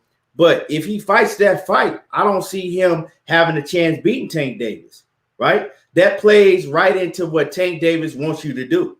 That plays right into the stylistic matchup that's perfect for Tank Davis. Now, it's a dangerous fight if Barrios goes in there and listens to Virgil Hunter's instruction, because I'm pretty sure Virgil Hunter is telling him, stay on the outside, use your length, use your jab, and make it very difficult for him to come in and move a lot.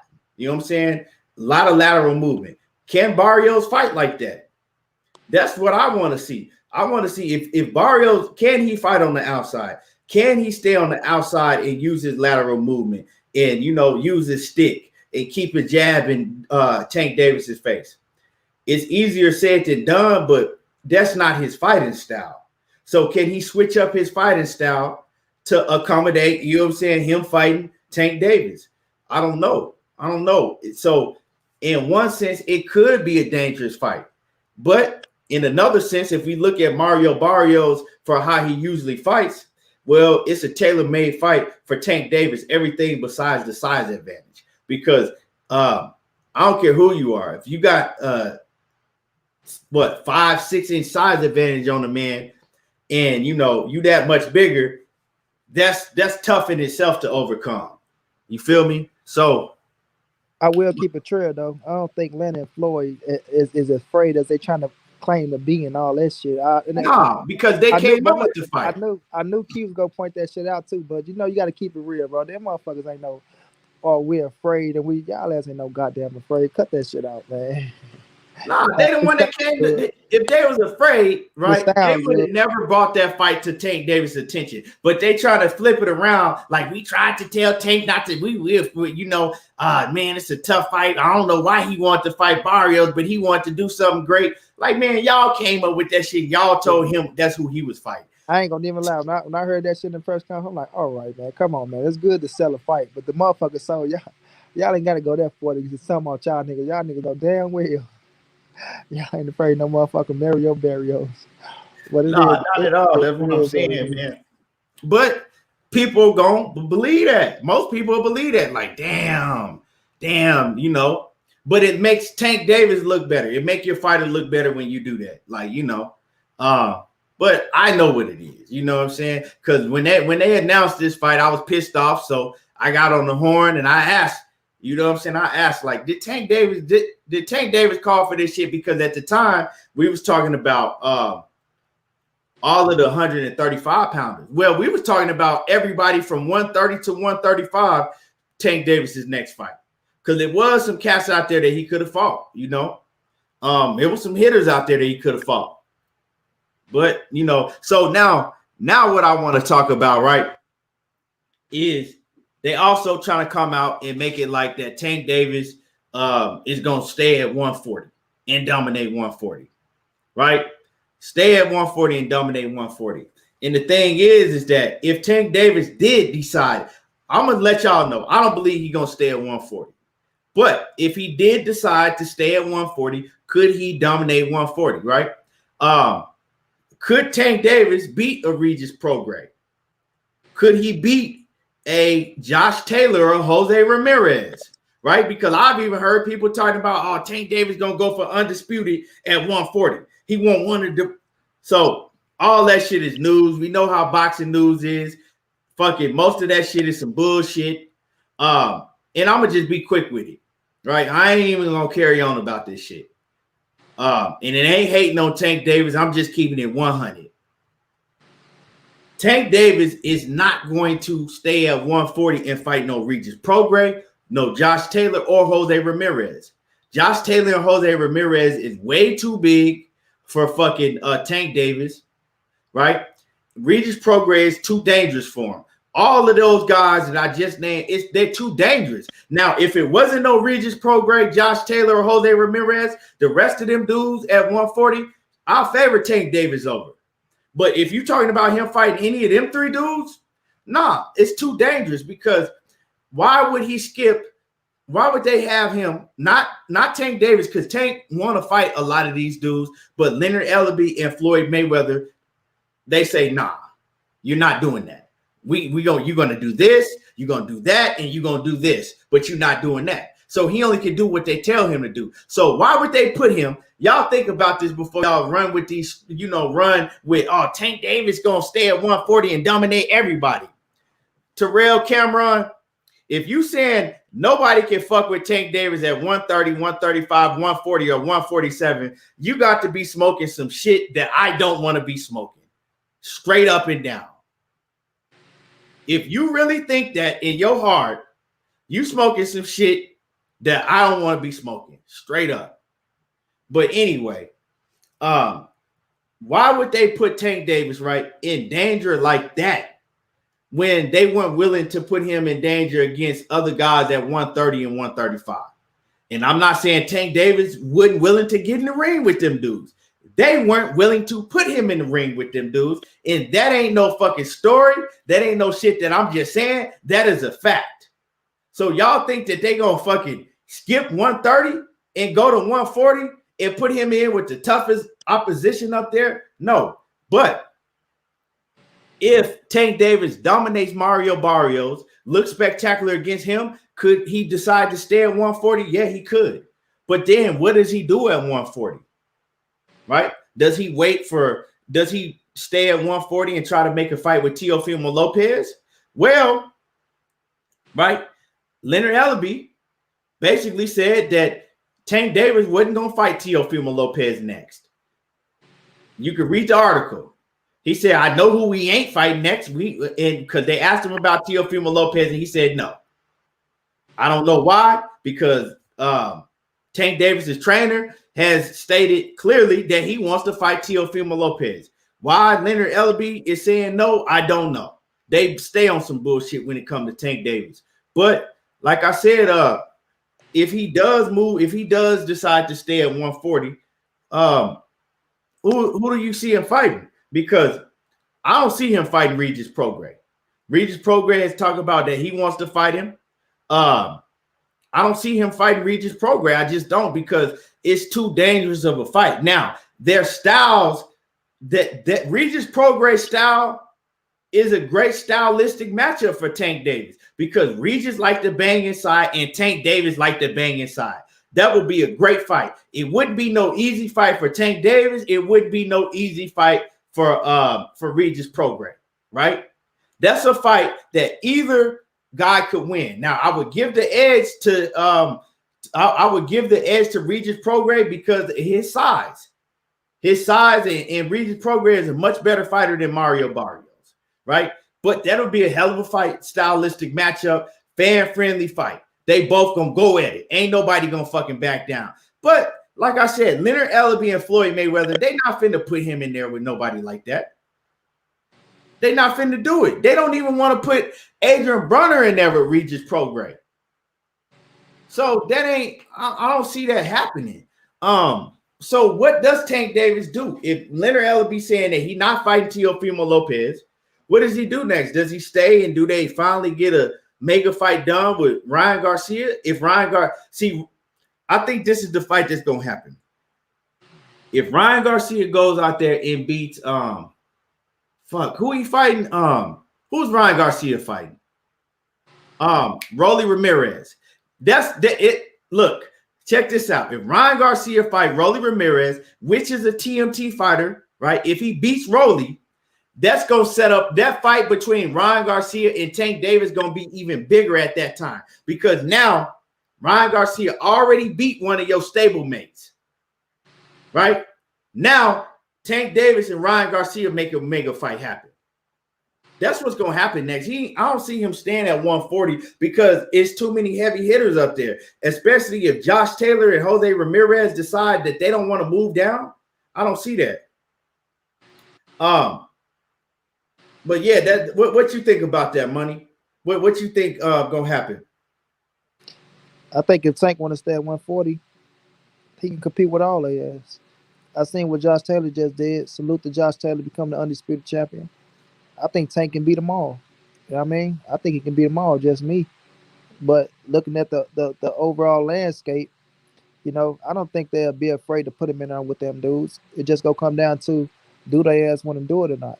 You know what I mean? They looking at Tank and they see that, they moving him to be matched up at 140, 35, and 30 to have his name ringing, to build his name, and his name is building. You see him at 140 now, and we talking about mixing and matching him with everybody at 140, just like at 135, just like at 130. So they're just giving Tank a whole lot of options. Not saying that he might go back to 130, especially if you campaign at 140 now, but still just mixing and matching his ass with everybody to make his name grow even bigger. So they got a plan that they doing with Tank, and they stand the course. I can't knock them. I can't knock them at all. So I look at the situation. Could they put him in there with a Regis program? It's a possibility. Like I say, you never know, bro. You never know what's the plan or what they're going to do. But all I know is I can see their ass trying to make his name bigger and they growing and shit, right? You got to go on pay-per-view. So now they got everybody talking and shit. So it's all about to get motherfuckers talking about you and building you up, especially if they want motherfuckers to buy pay-per-view and shit like that. So at the end of the day, they doing their job with his ass, bro. They doing their job. So if he His beats ass. Mario Barrios, who does he fight next? Let me finish, Key. He doing his job. They building his ass up. We just gotta wait and see who he fight next. But right now he got Mario Barrios.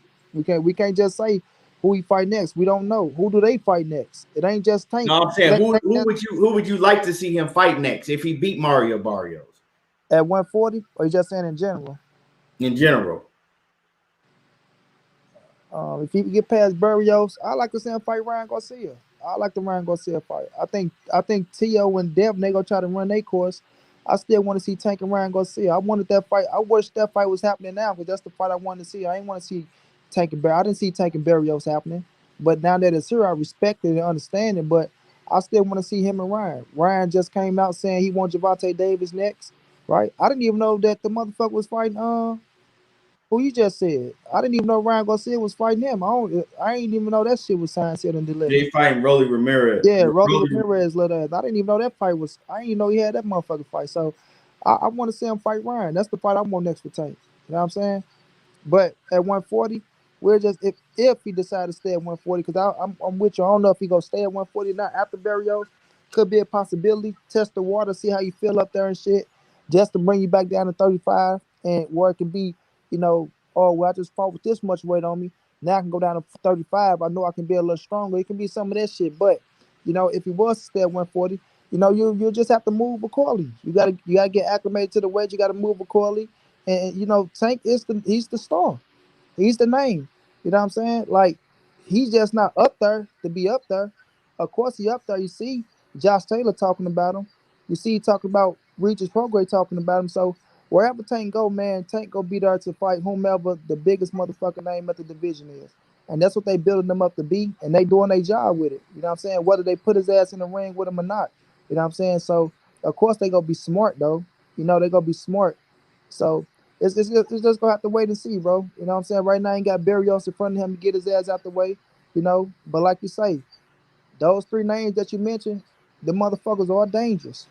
They are dangerous, and they set Tank ass up for you better be on your shit, cause they come to try to knock your little bitty ass out. You know what I'm saying? But if you can go in there, you can beat those type of fighters. It put your ass on a whole different level as well. You know what I'm saying? Put you on a whole different level as well. Me looking at Tank, bro, and the way he talking, Tank want the big fights, bro. He confident in himself. He growing as a man. He getting older and older. You know what I'm saying? So the power is starting is only getting better. So, he want the fight. But at the same time, like I said, if your team making you millions of dollars and they telling you what the play is and that shit is working, you go listen to your team. You ain't gonna go against them. You know what I'm saying? You ain't gonna go against them. Of course you want to give the fans what they want, and of course you want what you want, but you know what I mean? It's always about setting yourself up for the long haul. And that's what they doing. They setting them up for the long haul. And the shit is working out. So it ain't that to the point to where Tank don't want these fights. It's just that your team is moving and they working for your ass. And if we doing a good job, you let us continue to do our job. You know what I'm saying? We ain't stirred your ass in the wrong direction yet. You feel me? But at the same time, it is going to come with criticism. It is going to come with criticism because if you at a division and it's top motherfuckers there, and even though you are who you are, people still going to want to see you fight the best. Like even that 130, I wanted him versus Miguel Burchett, bro. I ain't want that motherfucker to leave 130 without fighting Tevin Foreman. We wanted those fights. We know what those fights could have did for him. You know what I'm saying? Those was the fights to say, like all the talk now, it could have deadened all that shit. It could have deadened that shit because you could have had Tevin and Burchett on your shit, and you still at 35. You just even if you man, it's just certain shit, bro. It's just certain shit. But at the end of the day, the team is gonna move the way they want to move. They feel like they're successful at what they doing. This is their job, their profession, what they do. So they're not gonna let us come in there and tell their ass what they're doing, how to move because they got money. They feeling good. They on their shit. And you know how that shit go. But at the end of the day, we can't knock them, man. We can't knock them. It's a business. It's just the way you eat. You know what I'm saying? It ain't like 50 Cent coming to the rap game. He got something else to do. So he can put Gamboa in that motherfucker with Crawford, or he can put Andre Derrilla now with James DeGale, or my man Billy Dibbs in that motherfucker with Gradovich, and all they ass lose because 50 a fan of the sport and he giving the fans what they want, compared to a motherfucking real promoter who say, you know what, I got this young hot ass star. I'm not just go dog them out early. We go do what we got to do to build them up, make our money, make some big fights here, make some big fights there, but at the same time, get the fans, excitement. But at the majority of the time, we gonna move his ass like a real promoter gonna move him, man. And that's just how the business is right now, bro. So at the end of the day, everybody not gonna be happy with certain fights that get put out there. Some fighters gonna get criticized more than others because of who they is with the skill set and where they at, you know.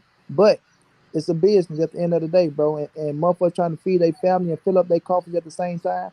And we know that TMT ain't got shit when it comes out the tank.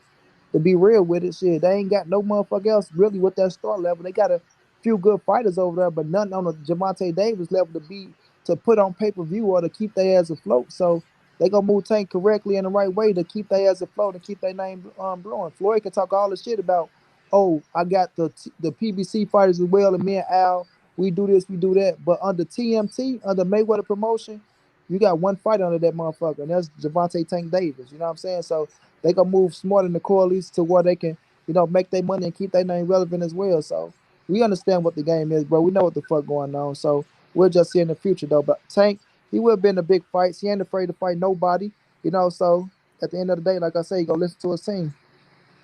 Aaron Jones. Well, let me get this super chat. Mr. Mechanical off in that super chat. Appreciate you. He said it's all strategic to push Tank to be the biggest pay-per-view draw. He'll be champ at 130, 140 the same time, and he may drop back to 135 and grab a belt.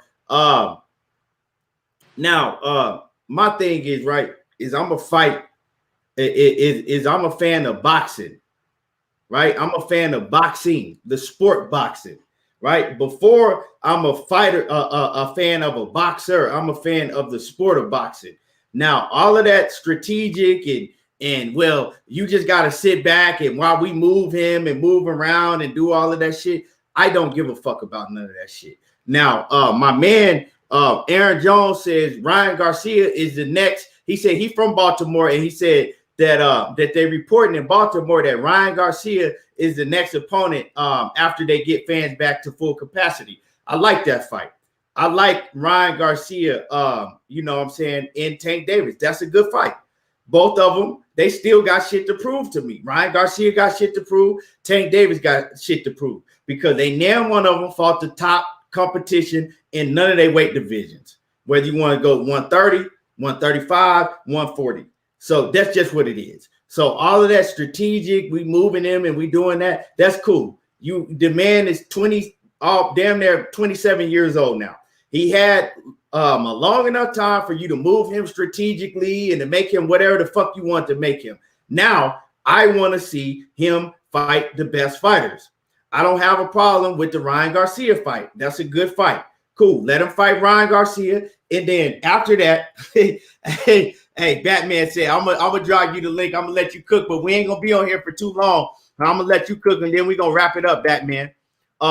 So you could grab the link right there in the chat, Batman. But after that, right? After that, I want to see him fight the best names in his division, whether he stay at 140, 135, or 130. I don't want to see, oh, well, they got a plan for Tank, so y'all need to just face it. No, I'm paying to see this shit. We boxing, we pay to see this shit. Ain't no fucking they got a plan. Stop with all this. They have to plan for Tank because we don't keep the same energy when it comes to everybody else. You know what I'm saying? We don't say that when we talk about Terrence Crawford. We don't say, oh, well, they got a plan for Terrence Crawford, so it's okay for Terrence Crawford to keep fighting, you know what I'm saying, lesser competition. Or they got a plan for Keith Thurman. When Keith Thurman said he didn't fucking want to fight Errol Spence, we wouldn't running around here talking about, oh, well, he got a plan. He got a plan for himself. They got a plan. No. Stop with all that. They got a plan for Tank shit. Tank is almost 27 years old. Let's keep the same energy for Tank Davis that we have for everybody else. That's all I'm asking. Let's keep the same energy for him that we got for everybody else. Ain't no we got a plan for Tank Davis. Tank Davis needs to be fighting the best dudes in his division, whatever division he moving up and down. He needs to be fighting the best dudes in that division. And I'm not saying that Tank Davis is not willing and wanting to fight these guys, right? But Leonard Ellerbe and Floyd Mayweather telling y'all that they have a plan. We shouldn't be making excuses for this shit as fans and accepting it just because we like Tank Davis. So we just go, well, they got a plan for Tank Davis. Just face it. We don't keep that energy with everybody else. So cut that shit out. First of all, when we're looking at it, Key, you saying I'm gonna let him cook. All right, you saying that people are saying that you just said, oh, so let's stop protecting or saying this. And yeah, I said what I said. All right, you said what the fuck you said, but ain't nobody protecting what I said. Ain't nobody protecting no Tank when we talking about people not keeping the same energy. When you're looking at the situation, Gervonta Davis, you just said he's not facing the best in the competition, but he went up and he knocked out motherfucking Jose Pedraza, right when Pedraza was the champion. Leo Santa Cruz is one of the fucking best fighters. He knocked Leo Santa Cruz the fuck out. It's just not to y'all. Y'all don't give Tank credit for knocking out motherfuckers because y'all just feel like it ain't the best. I said what I said. I said that he needs to fight the best cats in his weight division. That's it. That's it. Ain't nothing else to say about it. He needs to fight the best dudes in his weight division, wherever he at. With you. That's it. When you finish, y'all don't get Tank credit for shit. Like, goddamn. All right, you can keep saying goddamn and all this. Y'all don't get Tank credit for shit. The motherfucker. So wait, hold on. So 503. I'm hating because I'm asking. Because I'm hating because I'm saying that Tank needs to fight the best in his weight division. So that's hating to you. Tank go out there and knock out. Tank go out there and knock out. What type of boxing fans is y'all? Tank go out there and knock out Leo. Come on, bro. He go out there and knock out Leo Santa Cruz, a 4-division world champion, right? He don't get no credit for that shit, or he's just a small motherfucker. He knocked out Jose Pedraza. He don't get no credit for that shit. He just small. But these are the best motherfuckers in the division. Now, no, it's not. Is it other best best motherfuckers in the division that y'all want to see him fight? Bro, that's not the best in the division. Now you just say it's okay for him to go fight Ryan Garcia, which is cool for you. You say Ryan ain't proved. Yeah, he's considered one of the big names in the division. Right. So he's one of the big names. So you saying he ain't proved shit, right? But Leo Santa Cruz is a wait, hold on, money. I'm gonna let you cook. 503. Grab the link. Hold on, 503. Grab the link. Grab the link, 503. You just said that shit. But grab the link, 503. I ain't gonna go back and forth with you in these comments. Grab the link. If you knock out a 4-division world champion, that still is something, bro. We got that nigga's a four-division duck champion. You can say a 4-division world duck champion, Batman, but this is the same duck champ you wanted to see fight your brother, right? Yes or no? Yeah, because he ducked him. All right, it doesn't matter, bro. You still it's still duck. I knew Wait a minute, it doesn't matter. It doesn't matter if your brother was gonna beat it. It doesn't matter if he was gonna. Wait a minute. That's not my point, man. Wait a minute. That's not my point. The same nigga that talk greasy to Tank Davis, and Tank Davis don't say shit. Let me go. That's not my point. My point was, it's still the same duck champion that you wanted to see fight your brother. So if he's okay to fight your brother, right, and if your brother is okay to fight Tank, then Leo should be okay to fight Tank as well. And if Tank knock him the fuck out, then Tank should get credit, because I'm quite sure if Gary Russell would have knocked Leo Santa Cruz the fuck out, he would have got all the credit in the fucking world, bro. And that's a fact. And I You go said get a lot, but you didn't say nothing about what I just said. Hold on, man. Is he fighting the best in his divisions? Yes, That's all I asked. Yes, the fuck he is fighting the best in his division, whether you like it or not. So Leo Santa Cruz is the best fighter at 130. The day, right? At the end of the day. Gamboa was the best fighter at 135. Now, at the Mario Barrio is the best fighter at 140. Man, miss me with that bullshit. You can say miss you with that bullshit. If you ain't gonna keep it 100, you don't even need to be saying nothing about this subject right now.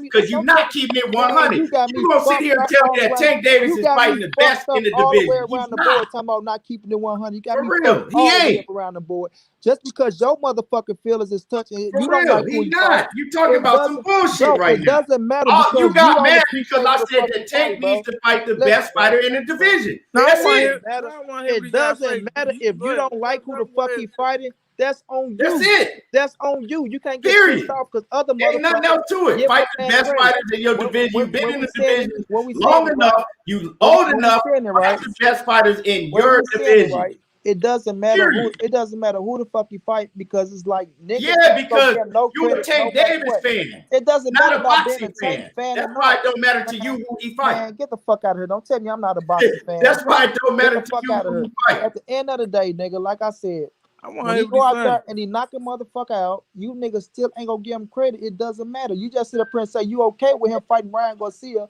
but you're not okay with him fighting Mario Barrios, who is probably a better fucking fighter and a dangerous more fighter than Ryan Garcia. So at the end of the day, man, we see what it is, bro. You talking about a boxing fan and all this shit. I'm not trying to hear none of that shit. Now, like I said up here and said I want to see Tank fight. I want him to see him fight motherfucking my man Burchett and Tevin Former. I want to see him fight motherfucking the Regis Prograis and the fucking Josh Taylor. I think he can beat him. But at the same time, it don't mean that you snap it. Oh, he ain't fighting him. He don't want to fight him. He is not fighting the best in his division. You lying talking about he is because he's not. Still the biggest motherfucking name wherever he go. He's the biggest name. He's the biggest draw, and they still go. Okay, cool. That's cool. We know that. Let's talk about who we want to see him fight.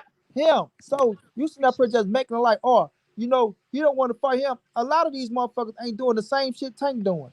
A lot of them. All right, can I say something? Can I say with the bullshit? I remember. Listen, I remember when Keith Thurman was ducking Earl. You ain't like that shit. But did I shit on Keith Thurman? Can I finish?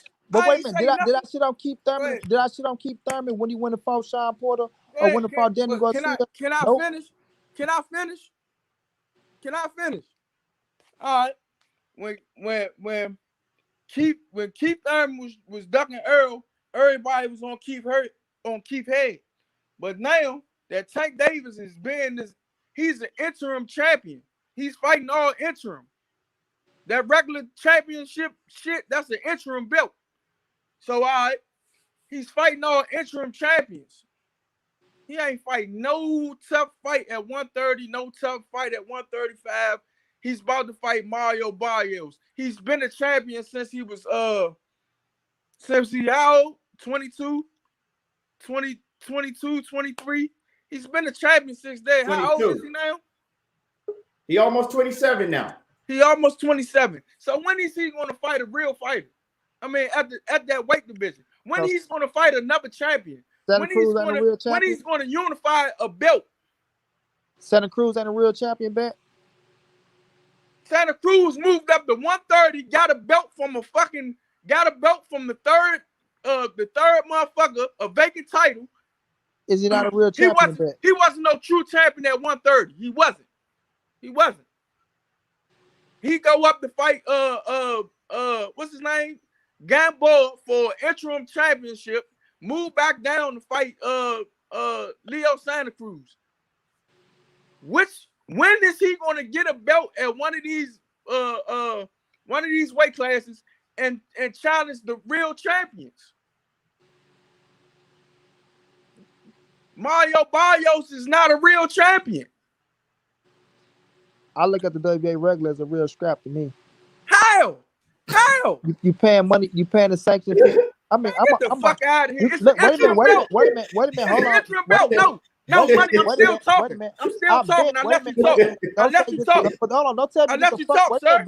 Don't tell me to get the fuck out of here, bet. When I'm on record way before this conversation or any other motherfucking conversation, saying I respect the WBA regular as a real title because if they take the money, so you shouldn't even respect if they taking money out your pockets and you paying the motherfucking sanctioning body for as long as you've been paying the sanctioning body, then yes, I do respect the WBA regular as a real title. So the champion, I do respect the WBA regular as a real title. So the WBC diamond belt count too. I do respect the WBA regular as a real title. So the WBC, I do respect the WBA regular as a real title. The WBC, how is it the real title? This is what I'm saying. The WBA regular as a real title. How? So who's the champion? All right. So who's the champion in the WBA at 140 then? Josh Taylor. All right then. So Mario Barrios. Who? Mario Barrios and Josh Taylor. Get the fuck out of here, man.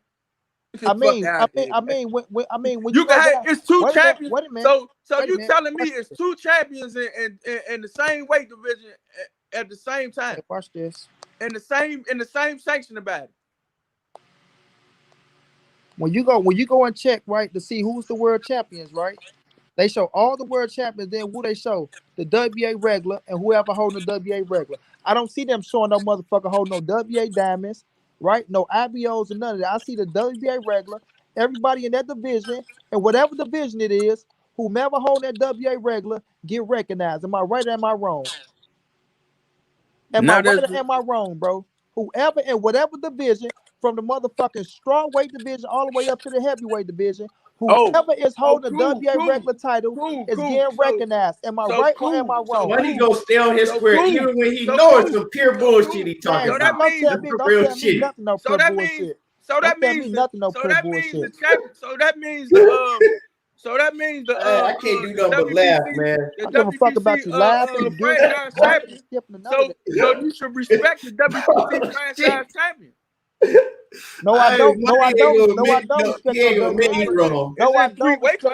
I don't respect no motherfucking franchise champion. It's in 3 weight classes, and that shit haven't been around as long as the WBA regular, partner. The super belt ain't been around that long. What is you talking about? Man, that motherfucking WBC shit. That WBA, I ain't trying to hear that shit. That WBA super belt haven't been around that long. The WBA regular is respected. First of all, Aaron Jones. First of all, Aaron Jones, Devin Haney and Jamal Charlo, they're not the regular champions.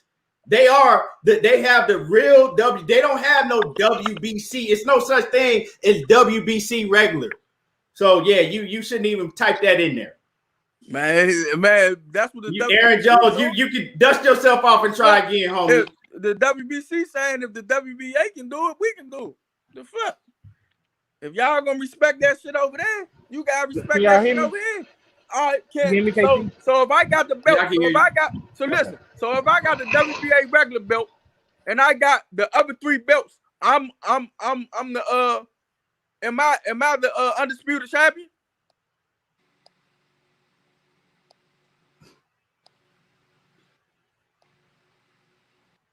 Can I money? Hey, Kwame Brown in the Kwame East. He in the super chat. He shout out to my man Kwame East in the super chat. He say money this for you. He said you get an A for effort. Hey, money go for 5 hours straight and know you wrong. Shit, I don't get an A for shit. Hey, money. Everything I'm saying, I'm standing on, and I know everything I say got some validation to it. So I'm not worrying about no A for shit. Hey, money. So if I'm the regular champion in the WBC and I got the other 3 belts, is I considered the undisputed champion? You say what, Batman? Would you consider me the undisputed champion if I got the WBA regular and the other 3 belts? If you got the other 3 belts, then you're gonna have the WBA super belt because you're gonna No. I'm asking. You're going to fight for the super some way, somehow. They're going to make sure. I'm asking. There's no way.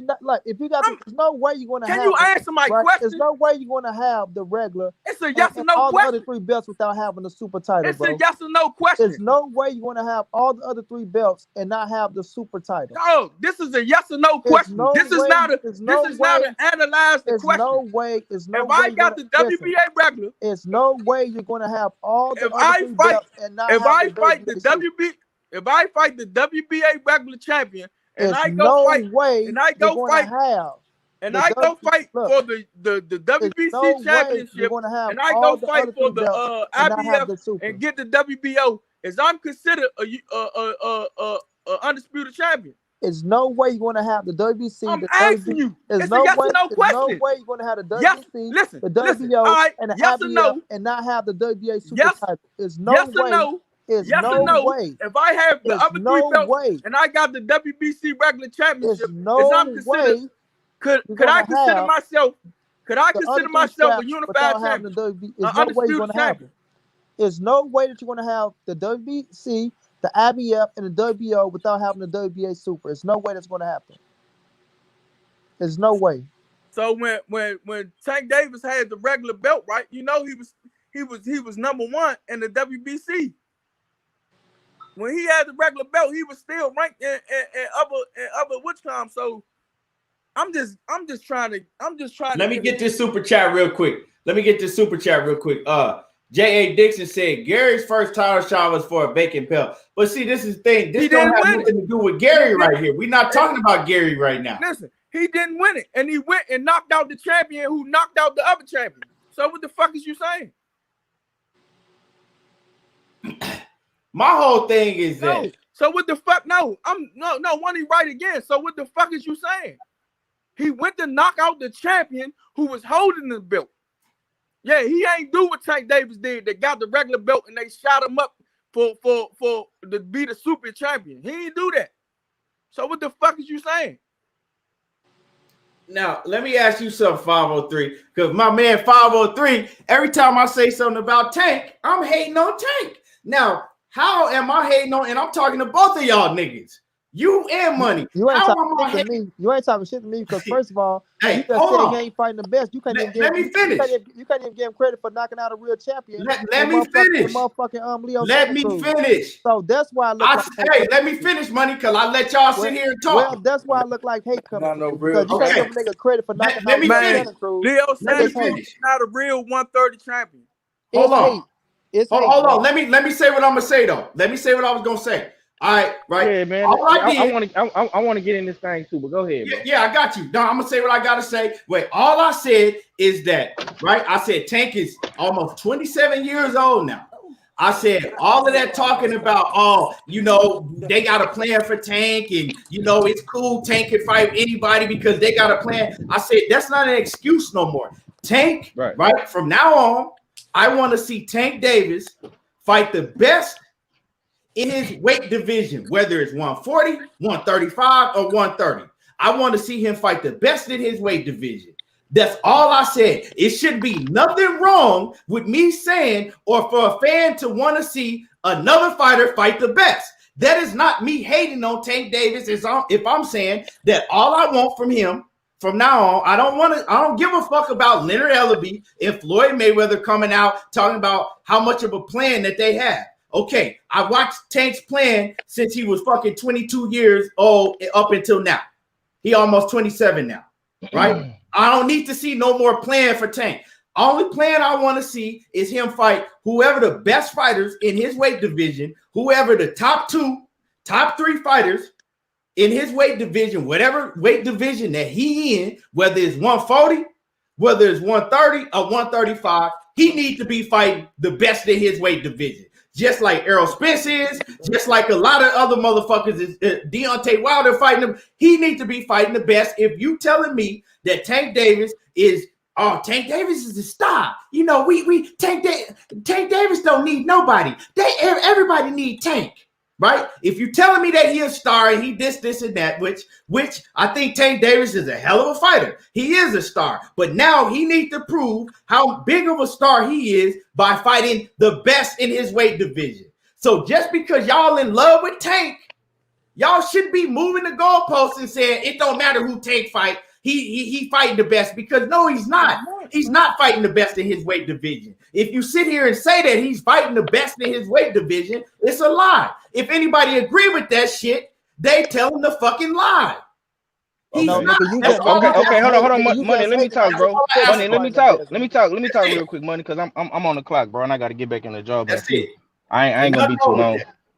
I ain't gonna be too long winded. Look, I understand your sentiment. You know what I'm saying, and I understand Batman. You know what I'm saying. He mad because Tank didn't fight his bro, and I understand. You know what I'm saying. I got no beef with both of y'all. Y'all both my brothers. You know what I'm saying.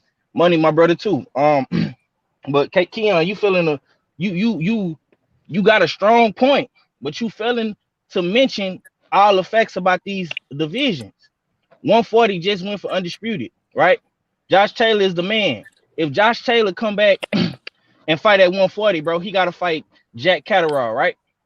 135 tied up. Teofimo fighting Cambosos. You know what I'm saying? 130 tied up. Valdez and Jamal Herring is fighting, you know what I'm saying, for undisputed. Or Jamal Herring gonna have to fight motherfucking Shakur Stevenson. You know what I'm saying? And Valdez gonna take another fight. So all these divisions is tied up. So Tank moved up to fight not the best fighter at 140, but one of the top guys at 140. You know what I'm saying? Mario's Barrios. I said that though, 503. If you listen to me, I said I understand why he went to 140 right now because a lot of the fighters was tied up. I did say that. But you also said that, ah man, I was mad when I heard this, and you know what I'm saying, like you trying because to there was other fighters at 130 where he was fighting that day. He could have fought. He could have. You got primetime Chris Colbert. You got Chris Colbert fighting Young Boy, bro. The fighting fight Young wasn't Boy. made. That was after. Bro, they already had. Bro, they had the It was Showtime free. schedule out 2-3 months ago, Look, bro. Tank Davis and Chris Colbert and a lot of them other fighters were free at that point in time. Primetime Chris Colbert, who got the WA regular, just like Mario Barrios got the Exactly, bro. If he would have fought primetime, you would have been saying the same thing. Oh, They'd have well, been fighting. Hold up. he got a been How would I fighting been for saying Tank the belt. same? How would I been saying the same thing when I've been talking about? Because, bro, That every needs to time happen. Tank is in the been saying the conversation, same man, thing. you always They'd have been say fighting that. for Tank belt. Primetime Chris Colbert. They'd have been fighting for Tank belt. Oh man, you can't win with these Negroes, man. Go ahead, 503. Oh, what you mean you can't win? Hold on. Money. Me and Money did a whole show. Go Now, ahead, Wait, 503. hold on. Go Me and ahead, Money did the whole 503. show. Money over here Go capping ahead, now because we 503. did a whole show. Go ahead, 503. We did a whole Go show. ahead, And we 503. named a list of Go opponents that we ahead, want to see Tank fight. 503. And one of them Go was ahead, primetime Chris 503. Colbert because Money said it himself. Go Nigga, don't ahead, get over here and try to 503. change Go it up ahead, now. 503. Well, okay, Nope, I'm gonna say nope, this. I'm gonna say this. Go ahead, 503. If the man look good at 140, you know what I'm saying? He beat Barrios, he knock him out, whatever. Yeah, I want to see him fight Regis. I want to see him fight Josh Taylor, Jose Ramirez, whatever. If he go back down to 130 after motherfucking me, Chris Colbert beat Gamble, which he is gonna beat Gamble, that's a good fight. If he go to 35, he can fight Teofimo, he can fight motherfucking Devin. Those are all good fights. Hell, he can even fight Gary if Gary move up to 130. I think that's a good motherfucking fight, bro. But don't sit up here and act like Mario's Barrios ain't the same fucking thing as fucking Chris Colbert. He got the WBA regular title. It's a good fight. It's one of the best dudes in the motherfucking division, bro. Tank is fighting whoever they put in front of him, bro. Mario Barrios was ranked number 12 though, so you can't say that he was one of the best dudes in the division. One of the best dudes in the division. Period. He is one of the best dudes in the division, bro. Right, what you man, talking about? He got a belt. Ranked number 12. Man, 26-0 with the WBA regular title. Okay, I got a question for you, bro. I got a question for my bro Keon. And I asked you this in the chat, but you probably didn't see it because I know the chat going crazy. Who will it take for you to give Tank Davis full credit to say, okay, if he fight this dude, you know what I'm saying, this is a good fight, and I respect him if he beat this guy. From, you know what I'm saying, in any division you want to pick. From 130 to 140. See, what you doing 503 is you trying to flip my words to fit your narrative. No, I'm not, bro. No, I'm not. Because you never heard me say nothing about I wasn't gonna give him credit if he beat Mario Barrios. I said I didn't like the Mario Barrios fight because there was other fighters that he could have fought in his weight division of either 130 or 135, right?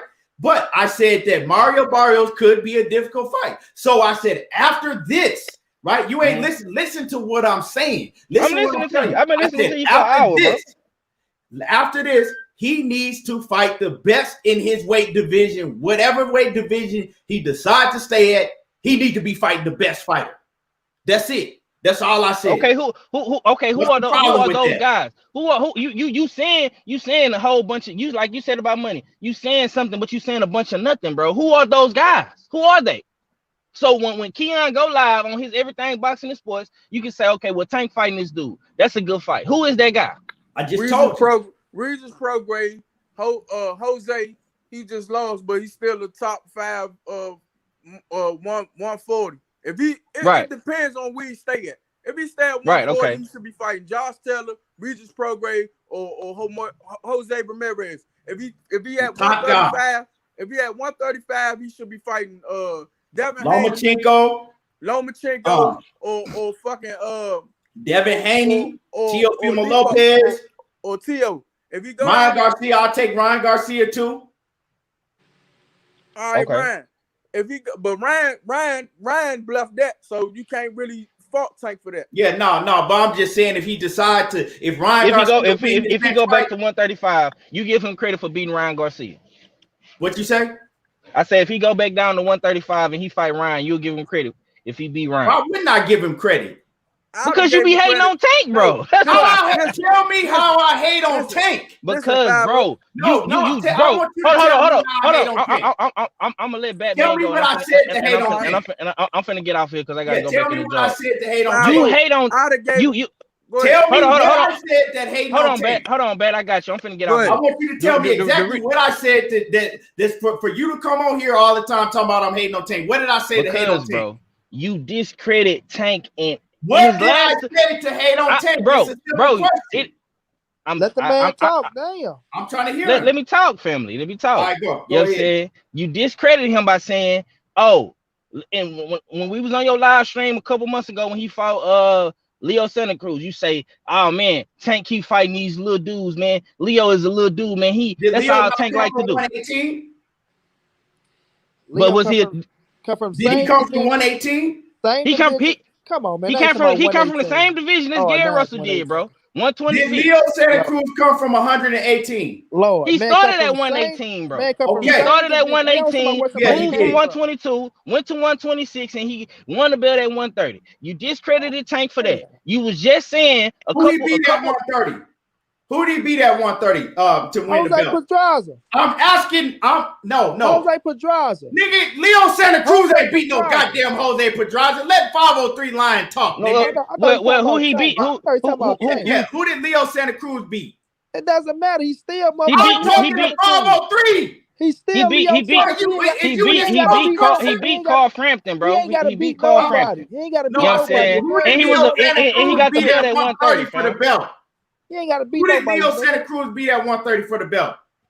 Nigga, Tank came down. He came up. I think. Hold on. I think he beat Miguel Flores or somebody like that. No, Leo Santa Cruz didn't beat Linares. See, you don't even know who he beat. No. I said Flores. I said Flores, bro. I didn't say Linares. I said I think he beat Flores for the belt.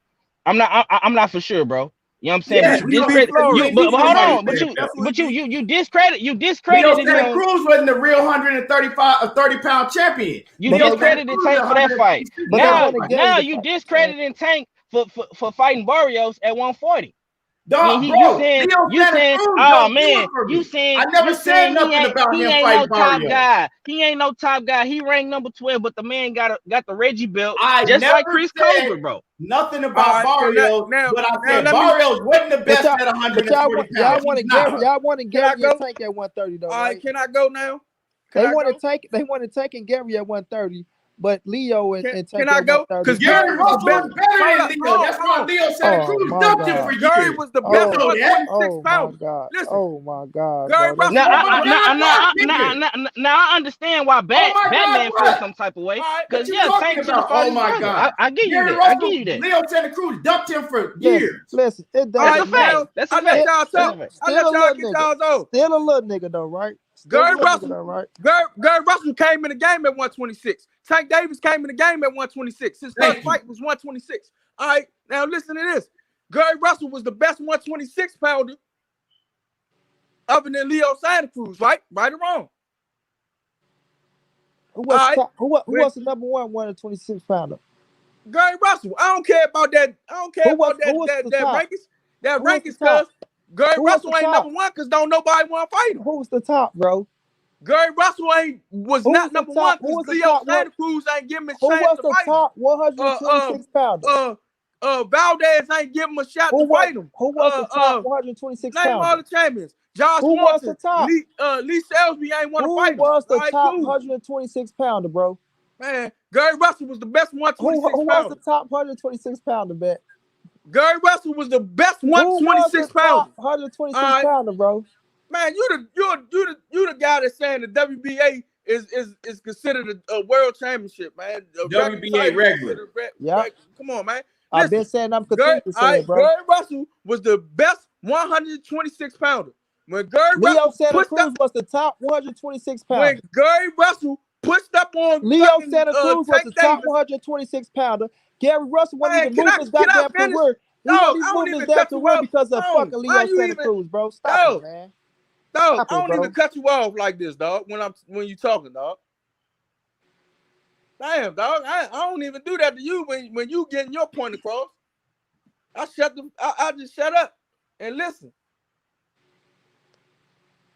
Gary Russell was the 126 pounder. He was the best 126 pounder. I don't care about no rankings. Everybody can see it. Everybody can see it. Because everybody that was at that weight class that had a belt ducked him. He was the best 126 pounder. All right. Instead of him moving up, he called out Tank Davis to try to get the fight for him to move up, to leave his belt. Tank don't say shit. You don't say nothing. But if what's his name?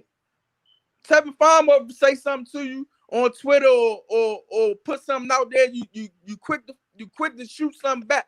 When Josh Taylor shot something at you, you quick to shoot something back. When what's his name? Terrence Crawford, y'all two start arguing, you quick to shoot something back. I know for a fact why you ain't shooting shit back. For a fact. I know them dudes. I knew them dudes all my boxing career. When Gary was fighting in the amateurs, I was fighting in the amateurs. I knew them dudes my whole boxing career. Them niggas some scared niggas. But like I said, you don't fight the best fighter at any of the weight divisions. You go up, they put you against Gamboa. Y'all gave him credit for that shit. Now he go back down. He go back down to fight a Leo Santa Cruz that couldn't even fight at 122. Was scared to fight Rigadale at 126. Scared to fight Gary Russell. The only reason you fought him because Mayweather and them hype Tank up to beat his star. He ain't proved he a star. They Slim. Mayweather put him around all the celebrities, and y'all put him as a star. Cause what he do outside the ring. He never proved nothing inside the ring that he was a star. Mayweather proved that he was a star. Mayweather fought all the tough competition in every weight class. Come on, man. Stop this shit, man. Y'all can put y'all little perspective on it and all that shit. That man's not a real star. He's a star because who he is outside the ring and who he be around outside the ring. He's not a star in the ring because he haven't fought the best fighters yet in his whole career. When Lomachenko called him out, they ducked. Oh man, Tank Davis, yeah. Mayweather got on the joint. We can wait him out. He getting old. Go look at the receipts. Come on, man. Stop playing, man. Tell your man to fight a real champion. Tell him to stop fighting these interim champions. Let me read this super chat. Matthew Valentine off in that super chat again. What he do? He said, F what you say, I got Tank, fam. And like I said, I don't have no problem with nobody having Tank Davis beating whoever. But see, this is the thing, is all I'm saying is I want to see him step up and fight the best fighters in Boxing his division. And That's boxing it. is not boxing no more, Key. Boxing is the That's popularity. all. contest. Boxing is a popularity contest, dog. It's not boxing no more, dog. This shit is not boxing. No, none of these niggas want to see the best fight the best. They just want to see, man, a motherfucker make up something. Oh, he's fighting this person. Which it's not fighting the best no more. They don't want to see these niggas fight the best. They just want to see their favorite fighter win. That's it. That's all. They don't want to see their favorite fighter. Y'all to be talking about, oh, it don't matter who Tank fight. How it don't matter who he fight? Why? Why does it have to matter for everybody else? Why we on Terrence Crawford head want him to fight the best fighter so bad, but when it comes to Tank, it don't matter who he fight. It don't matter. What? Why? Come on, man. Let's be real about this shit. It's a popularity contest, and half of these dudes that cheer like that, they are that person in real life. They are them niggas. They are them niggas that be wherever they be at or around their little circle, and the nigga who press up on them, but they'll fight the nigga that ain't talking that much shit, but that nigga right there, they ain't willing to put it on the line against him. They them type of fans. These are these type of fans, dog. These are the dudes that when it all come their way, they not gonna pick out the best nigga. They not gonna go through the hardest challenge. Everybody want the easy way out. That's what these fans are. So I want to say this because a lot of y'all coming on here talking about acting like it was nobody else for Tank to fight way back. Tank last fought in October, right? Me and you know we did, so don't try to act like we didn't money. Me and you came on here and we gave a list of opponents. Don't try to act like we do shit. I'm saying because earlier you tried to switch up on me when I ain't trying to was in here. Shit, nigga. Because if you go back to it, do we have barriers on that list or not? Let me finish real quick. Well, don't try to switch up on shit. Okay. All right. Me and you came in here and we did a whole show about who we would want to see Tank Davis fight next. We gave a list of opponents. All those opponents at the time were available to be able to fight Tank Davis. He didn't fight none of those opponents. Okay, cool. He moved up to fight Barrios, right? With a dude that's much bigger than him. Cool. All right, it is what it is. Cool, right? The next fight, I want to see him fight the best in whatever division he in. Now, don't try to act like that he was that nobody was available. Why he had the only reason he moved up for Barrios because nobody else good was available from 130 to 135 to 140 because that wasn't the case. It wasn't the case. At that case, between that time, it was fighters that was available. Who was his next opponent at that case? Ryan Garcia was the next opponent. Ryan Garcia was the next opponent. Right, and that didn't go through. When that shit was locked, and then when Ryan put out that fight, niggas was getting locked up and signed in and penciled in. Was Lomachenko available at that time? Bro, you know damn well Tank and Lomachenko wasn't gonna fight. We don't know what the fuck was going on with Lomachenko. And Bob Erm already had Nakatani set for fucking Lomachenko, bro. Not at that time. Then Lomachenko was talking about some shit with Devin Haney that fell through. Was prime time Chris Colbert available? At that time, Tank and fucking Ryan was still talking about fighting each other. Was prime time Chris Colbert available?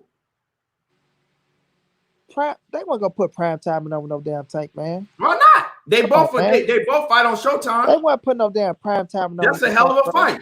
Bro, you know they weren't putting prime time in over Tank. Gary Russell said he was going to move up to 130. Gary Russell wanted to move up to 130. Gary Russell was available to move up to 130. You keep saying what Gary Russell wanted to do. He never did the shit.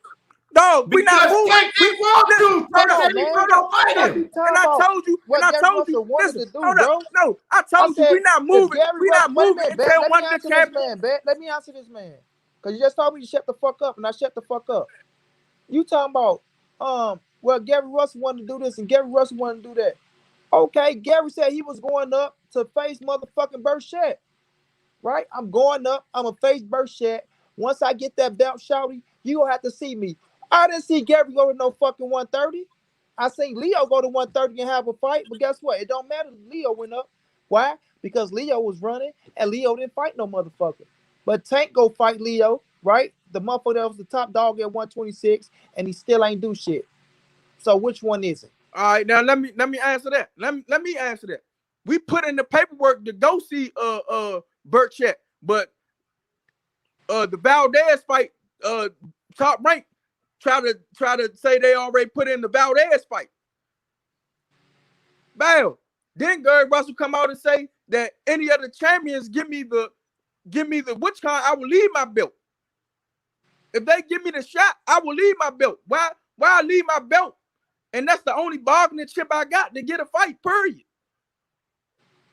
Man, if you saying you was going up, you was going up. We going up to fight a champion. We ain't going up to fight nobody else, dog. Man, if you saying you was going up, bro, you was going up. All right, go ahead, money. Yeah, you see what I'm right. saying? You right. It ain't about go ahead, bro. Right. The thing is, if Tank you is a get bitch. a motherfucker, Listen, you Tank can is call a him what cold you bitch. want, bro. You love scared niggas. I understand. Listen, the only real person you cheer for is fucking Earl Smith. You can say who I love, this and that, bro. I love boxing at the end of the day. I'm telling the truth. I love boxing at the end of the day. I'm getting what I see. Don't say, wait a minute, don't say I love shit. I'm getting at what I see. Only person Money Brown loves is his motherfucking family. I'm getting at what I see, dog. The only thing Money Brown loves is his motherfucking family. When Keith Thurman was doing this shit to Earl Smith, you had a problem. Now, when I'm looking at the boxing game, when Keith Thurman was doing this shit with Earl Smith, you had a big problem. When I'm looking at the boxing game, bro, when I'm looking at the boxing game, if a motherfucker saying they want to do something, just like Jamal Charlo talking about he want motherfucking Jose Benavidez, right? How the fuck you want somebody and you ain't going up, right? You still send your ass at 160. Make the fight. Wait a minute, it ain't about making the fight. It ain't about making the fight. If me and you sit at the table and make the fight, what am I moving up for? And I don't know if I'm gonna get that fight. It's about you take your ass up. Make me believe it. No. Make me believe it, bro. I can't even get a fight at 126. I can't even get a fight with nobody at 126. If I move up and lose my leverage, if I lose my belt, bro. If I lose my belt and move up, he still ain't gonna want to fight me. And then when I'm a bank on you, when I'm a bank on bitch ass fans to push the fight, no, because you bitch ass. I got reckless. Bitch ass fans don't even push for no good fights at all. So what I'm a bank on you niggas to push the narrative, to push a fight? No. This my thing. Let me get this super chat. Hey, let me read this super chat. Terrell Sandify, he said Gary ain't moved up yet. All I'm saying is niggas be banking on one motherfucker. If you say you going up to 130 to get a nigga, you go up there. That nigga ain't because he on my side of the street, nigga. He on my side of the street. It's easy. Wait a minute, This like when Terrence Crawford and Earl Smith can fight right now. Then. So what the fuck are you saying? It ain't just one nigga up there. Yeah, Earl Smith shouldn't even be fighting no fucking Earl Smith shouldn't even fight no motherfucking no motherfucking Pacquiao. He should be fighting Terrence Crawford. You said you going to get a nigga. Man, stop playing with me. You said you going to get a nigga. Playing with me, right? I don't care what shit down. I don't care what niggas saying or what the fuck niggas think they can break down this way, that way, this way. If you say you're going to get a motherfucker, you taking your ass up and you doing what the fuck you got to do to get him. Terrence Crawford and Earl Smith should have been fought then. Niggas ain't the only fights at the division. Niggas ain't just the only fights at the division, bro. Terrence Crawford and Earl Smith should have been fought, but don't nobody got a problem. It doesn't matter if they should have been fought or not, but a nigga ain't sitting around and crying over that ain't got a problem. Niggas is still moving, doing what they gotta do. Cause a bitch ass nigga like Floyd Mayweather, a bitch ass nigga like Floyd Mayweather put the black ball on us. So what are you talking about? One nigga still stuck in the rut. A bitch ass nigga like Floyd Mayweather, one of y'all favorite fighters, put the black ball on us. So it's gonna be everybody else but the motherfucker who saying they want to do the shit. No, we can't even get another champion to fight us, dog. We can't get nothing. If you can't, so what the fuck you do then? You just sit around? Man, we waiting for our fight. We about to fight what's his name? About to move up from Vargas. We about to fight him. So what? Right then, y'all let a motherfucker start your career. You said we can't get it. Well, fuck the other champion. We about to fight another nigga. Then. We gonna do what we been doing, fighting for money. The fuck? We not really, dog. You don't see him chasing the shit. I be in the media. He don't be in here chasing the shit. You ain't heard from my brother in what? All right then. And don't act like we chasing these niggas. We ain't chasing these niggas. We gonna move on. We gonna move on about our business because niggas still getting money. We gonna move on about our business when this boxing shit over and all that shit. What did you so? What did you saying? Well, I never said you was chasing shit. All I said is no. You just said that. No, I said you don't chase. I say fuck him. If a nigga don't want to fight, you ain't like you gotta chase a nigga. You go do what the fuck you gotta do. We ain't chase none of these niggas. We showed that Leo Santa Cruz a bitch. He put his arm around his father. He come on TV talking about that's Gary. He does that. Man, come on, man. I ain't got time for these suck ass niggas in boxing, man. These niggas are suckers. These niggas don't want to fight no tough fights. They just want to just make money. That's cool. That's cool. And y'all gonna keep paying for this suck ass shit. I ain't gonna pay for it. I'm gonna stream it, or I'm gonna go on Money Brown TV and look at it with my homie, man. Fuck. Facts. All facts. Hey, man. Hey, they be thinking niggas be mad and shit. When it come to Tank Davis, y'all can already get your popcorn now because me and Money gonna go at it. If y'all new to the channel and you don't know, when it comes to Tank Davis, this what we gonna do. Whether we on camera or on the phone with each other, when it comes to Tank Davis, we gonna go at it. That's just what it's gonna be, you know. Because I'm sick of seeing. I got to a point. See, Tank Davis was one of my favorite fighters. Money know and everybody know how I am as a fight fan. I'm a resume dude. So after a while, if I look at you and I continue to see you fight dudes that I'm thinking that, okay, they either moving you around these dudes or you moving around these dudes, now I'm going to say some shit.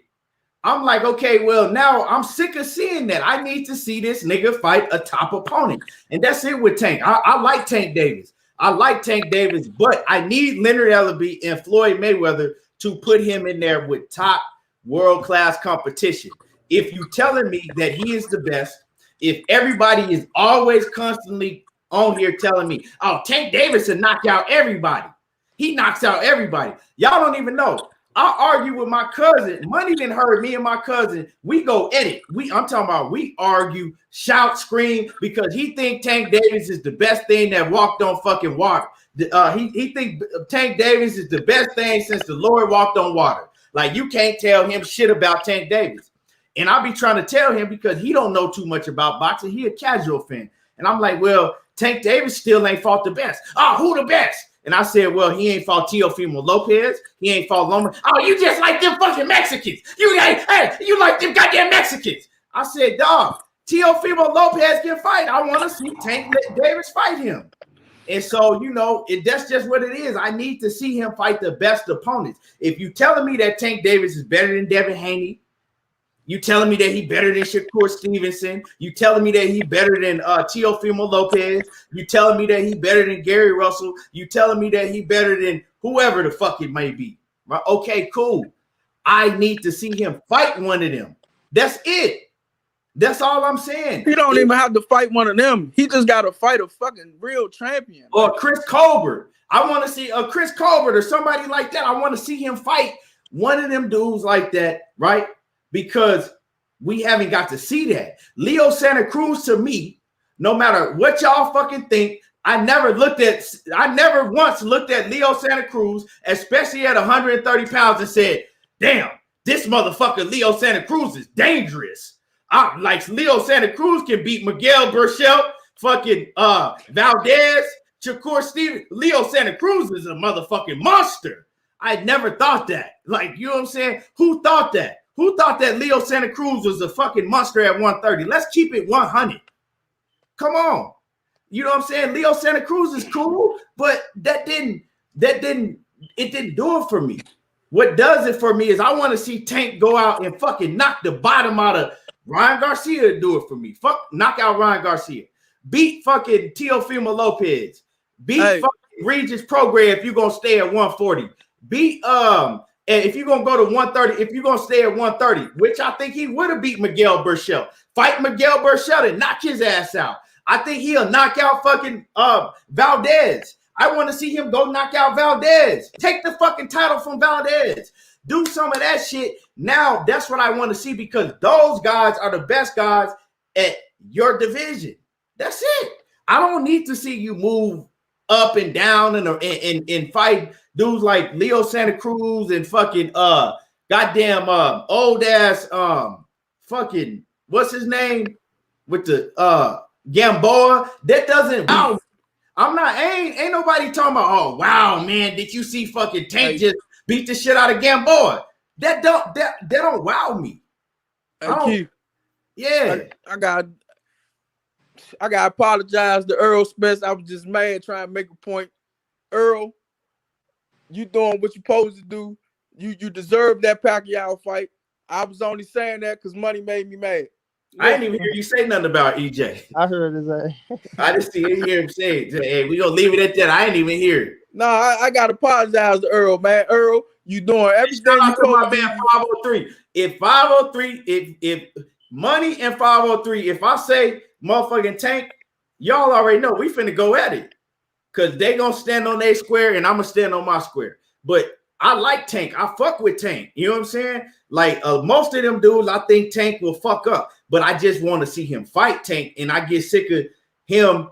I get sick of seeing fights made with Tank, and it ain't some of them dudes that I want to see him fight. You know what I'm saying? It's the same thing with Terrence Crawford. I don't want to see fucking Terrence Crawford in the ring with another Mean Machine or whoever the fuck it is.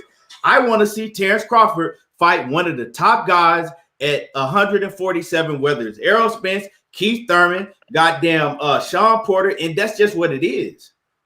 You know what I'm saying? Yeah, and Ugas. Yeah. I mean, yeah, I mean, shit, it's better than who he fought. Aaron Jones said all Mexicans got Barrios beating Tank Davis. I mean, they supposed to tell you that, but they're not gonna put no money on Barrios. Most of them ain't gonna put no money on Barrios beating Tank Davis. But like I said, Barrios ain't no hoe. He ain't no hoe to me. See, this is the thing too. Like I said, see, I say a lot, but see, y'all only catch a little bit of it. Barrios ain't a hoe, but Barrios, if you look at the style of fight that he fights, his style is tailor-made for Tank Davis because he likes to bang on the inside. He don't use his reach and length. You know what I'm saying? Now, if he's able to use if his advantages that he have over Tank and change his fighting style up a little bit, then he can make it a dangerous fight. But I mean, Money, have you seen Barrios fight? Mario Barrios? Yeah. Yeah, plenty of time. And he's a more inside banger fighter, right? Yeah. Yeah, he fight Batman. Have you seen him fight? I seen him fight. Yeah, so he lost the 2 fights ago. He really lost, but you know. Yeah, he lost that fight clearly. It's funny because I bet on Mario Barrios to win that fight, right? And he actually lost that fight.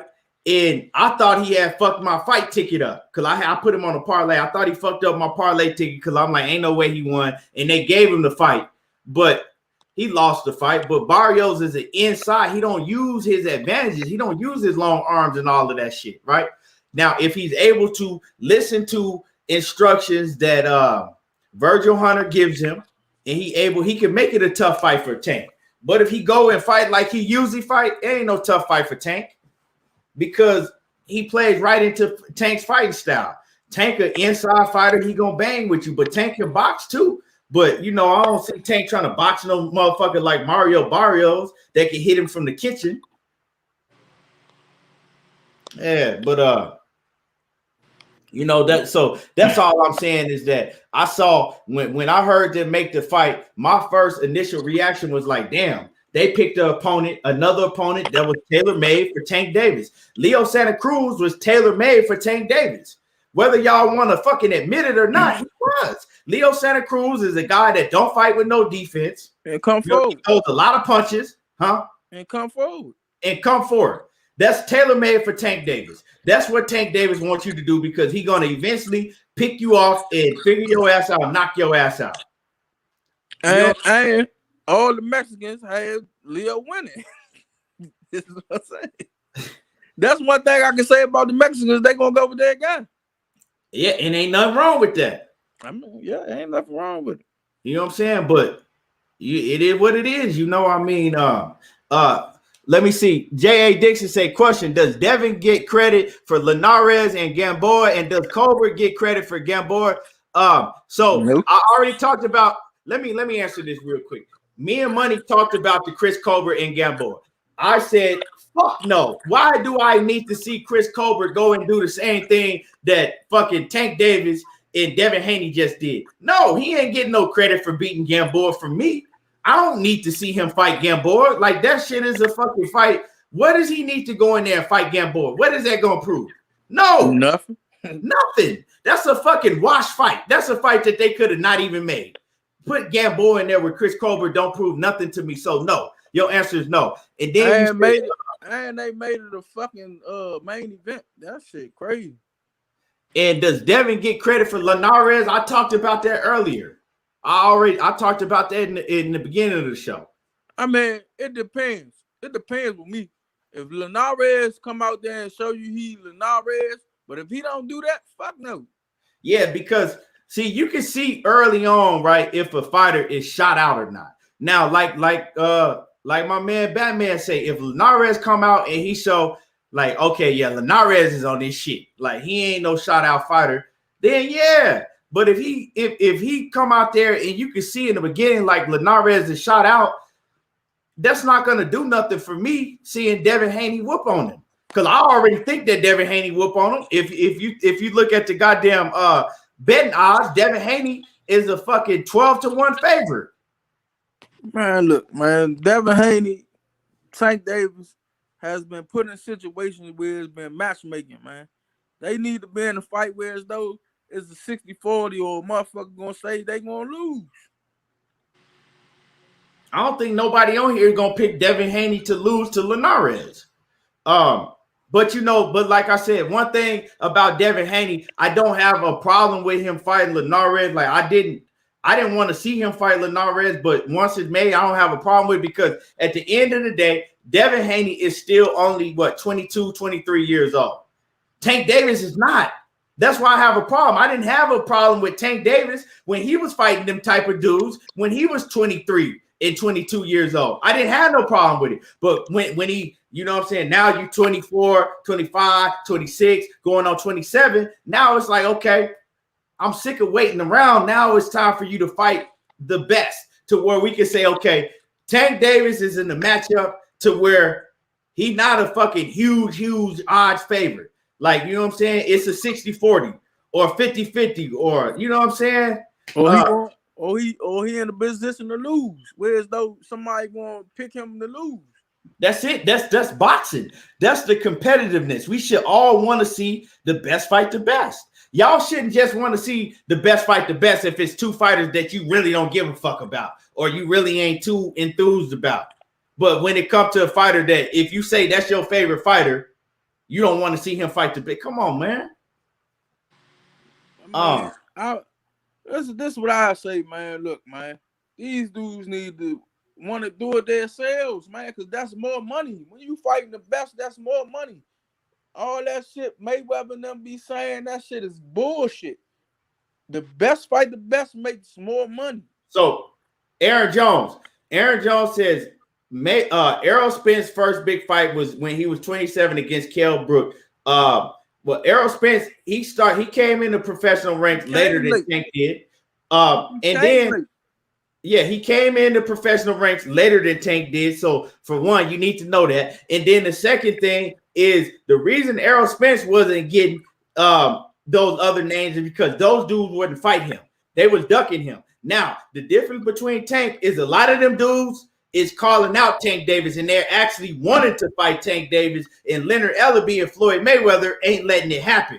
So that's a big difference. You can't compare the two situations at all. Because once Tank became champion, niggas wanted that smoke with him. Tank, like I said, and Tank won a belt, dog. He won his first belt fighting Pedraza.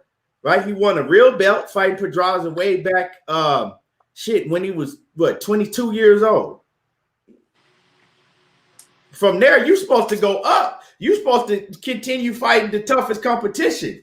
If you're a dog like that, and I think Tank Davis, he a dog. He ain't, you know what I'm saying? Like, he can fight. Don't get it twisted. The motherfucker can fight. But is he disciplined like he should be? No. Is he working on being disciplined and being better? Yeah, he working on it. Let's see where it goes. He can fight, right? He can fight.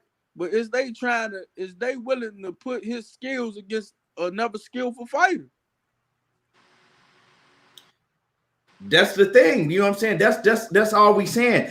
Like, see, me, I ain't never came on here. I'm not coming on here telling you, oh, Tank he ain't gonna fight such an. I'm telling y'all that Leonard Ellaby and Floyd Mayweather need to cut it out with that fucking we got a plan for Tank and moving him strategically, and they need to put him in there with the best fighters in his weight class if they telling me that he the best. Well, okay, cool. I'm gonna ask the fans this. Put a one in the chat if you'd really love to see Tank fight. Is this a good pay-per-view? Tank versus Teofimo Lopez. Tank versus Devin Haney. Tank versus Josh Taylor. Tank versus Valdez. Is them good pay-per-view fights? We all know them is great pay-per-view fights. You feel what I'm saying? And we all know that those fights will sell a lot more than anybody that he's fought, right? So at the end of the day, after he fights Barrios, he don't have no excuse not to be making a pay-per-view with one of them fighters. That's it. I don't see what the problem is. I don't even see why we have to go back and forth and argue about somebody saying that they want to see Tank fight the best fighters in his weight class, whatever weight class that may be. Barrios is not rated one of the best fighters in the weight class because he was ranked number 12. That's not the top 10. We gotta look at the shit for what it is. We like, okay, Barrios got a WBA, a WBO, or whatever the fuck regular belt. Okay, cool. Who did he beat for that belt? That's all you gotta ask yourself. Who did Barrios beat to get that belt that he got? Period. Nobody. We ain't gotta go no further. You know what I'm saying? That shut down everything right there. You know, but a lot of these guys be winning vacant titles, man. But you know, and then after that, they'll be fighting rough fights. But man, look, man. But and as far as the Devin Haney situation with Linares, I think that Devin Haney needs to go out there and dominate Linares and show Linares that, hey, you're not on my level. And yeah, he do get credit if he dominate Linares. But if he go out there and have a tough fight, it just depends. You know what I'm saying? Linares, I don't know, man. No, I just think he's gonna dominate it. If Linares make it come a tough fight and Devin Haney overcomes it, I'm gonna give him credit. But if Linares come out there and lay down, I can't give him credit. Yeah, you've been basically saying if you see right off the bat that he a shot fighter. Yeah, if he look like he ain't in the fight or he don't look like the same Linares, I can't give Devin Haney credit for that. But if he come out there and give you them first couple of rounds that he gave Lomachenko and Devin Haney overcomes that, I gotta give him his credit. Right. I don't know. We gotta see, man. We gotta see what Linares is. But man, everybody make sure that y'all support that fight this weekend. I'm gonna support that fight. And it is what it is, man. I'm gonna be watching. I'm excited to watch the fight. Man, you can go on Showtime that weekend too before the Devin Haney fight and watch a 140-pounder. Oh yeah, your brother fighting this weekend too, huh? Yeah, Mike. Yeah. What? Let everybody know what time he fighting on Showtime. What time he fighting? And what card he fighting on? He the first fight. He on the who is the Lino Daenerys and the other dude, the WBC champion at 118. And let him know what Russell fighting. They don't know. Gary Antoine Russell. Gary Antoine Russell, a beast. So Gary Antoine Russell is fighting. Let him know who he fighting again this weekend. He fighting the dude that just beat Adrian Broner for real. Santiago. Yeah, Santiago. So yeah, Gary Antoine Russell this weekend on Showtime. He fighting Santiago, Gervonta Santiago, the guy that just fought Adrian Broner, and he really beat AB. But I think they called it a draw. Nah, so, they gave AB the win. Oh, they did give AB the win. Yeah. So make sure that we watch that, man. Gary, man, he a motherfucking beast. He a knockout artist. He a real dog. He the one that fought. He the one that beat fucking Jerron Ennis in the amateurs, right? Yeah. Yes, hey, sir. Y'all can come on over if y'all out with y'all family somewhere. Y'all can come on over to Money Brown. Is money what? Money Writer, Money_Writer. Yep. IG, and come on and watch it with us. Or what I'm saying, if you're in the house, go watch it, man. Watch him and then go watch Devin Haney and see what Devin Haney do. Yeah, that shit finna be lit. We're gonna have a good weekend of boxing. You know what I'm saying? I'm looking for Devin Haney to dominate. I'm looking for Gary Russell to dominate. You know what I'm saying? Just like that. Man, what's your last words before we get up out of here, Batman? I just advocate for the best to fight the best, man. I'm tired of people paying their money to see some of these bullshit fights. Shout out to the dudes who's giving us the real good fights. Man, I'm just tired. I'm just waiting to see, man, a fight you can be like, God damn, about time. You know what I'm saying? Yeah. The last fight was Teo and Lomachenko. I think we getting some good fights this summer though, Batman. We got the trilogy between Wilder and Fury. I love that fight, and I love Errol Spence versus Manny Pacquiao. Now that it's going, probably be the 3 belts on the line. Yeah, that's great. See, that's the type of fights we want to see. I'm waiting for Earl to hurry up and get these Terrence Crawford people to fuck out my ear. Right. Rosario, yeah, we got Rosario versus Lubin. That's another good fight, Batman. And then we got Jamel Charlo. We got Jamel Charlo versus Brian Castano. That's a hell of a fight right there. And we also got Lomachenko versus Nakatani. That's another good fight. Then you got who else you got? You got my man Riccadile versus Kata, whatever. I forgot his name. The Asian dude. The Asian dude that can hit hard. That's a good ass fight too. So we got some hell of a fights coming up this month. I mean this summer in the upcoming months. Most definitely. Yeah, man. So key like you, I just want to see the best fight the best, man.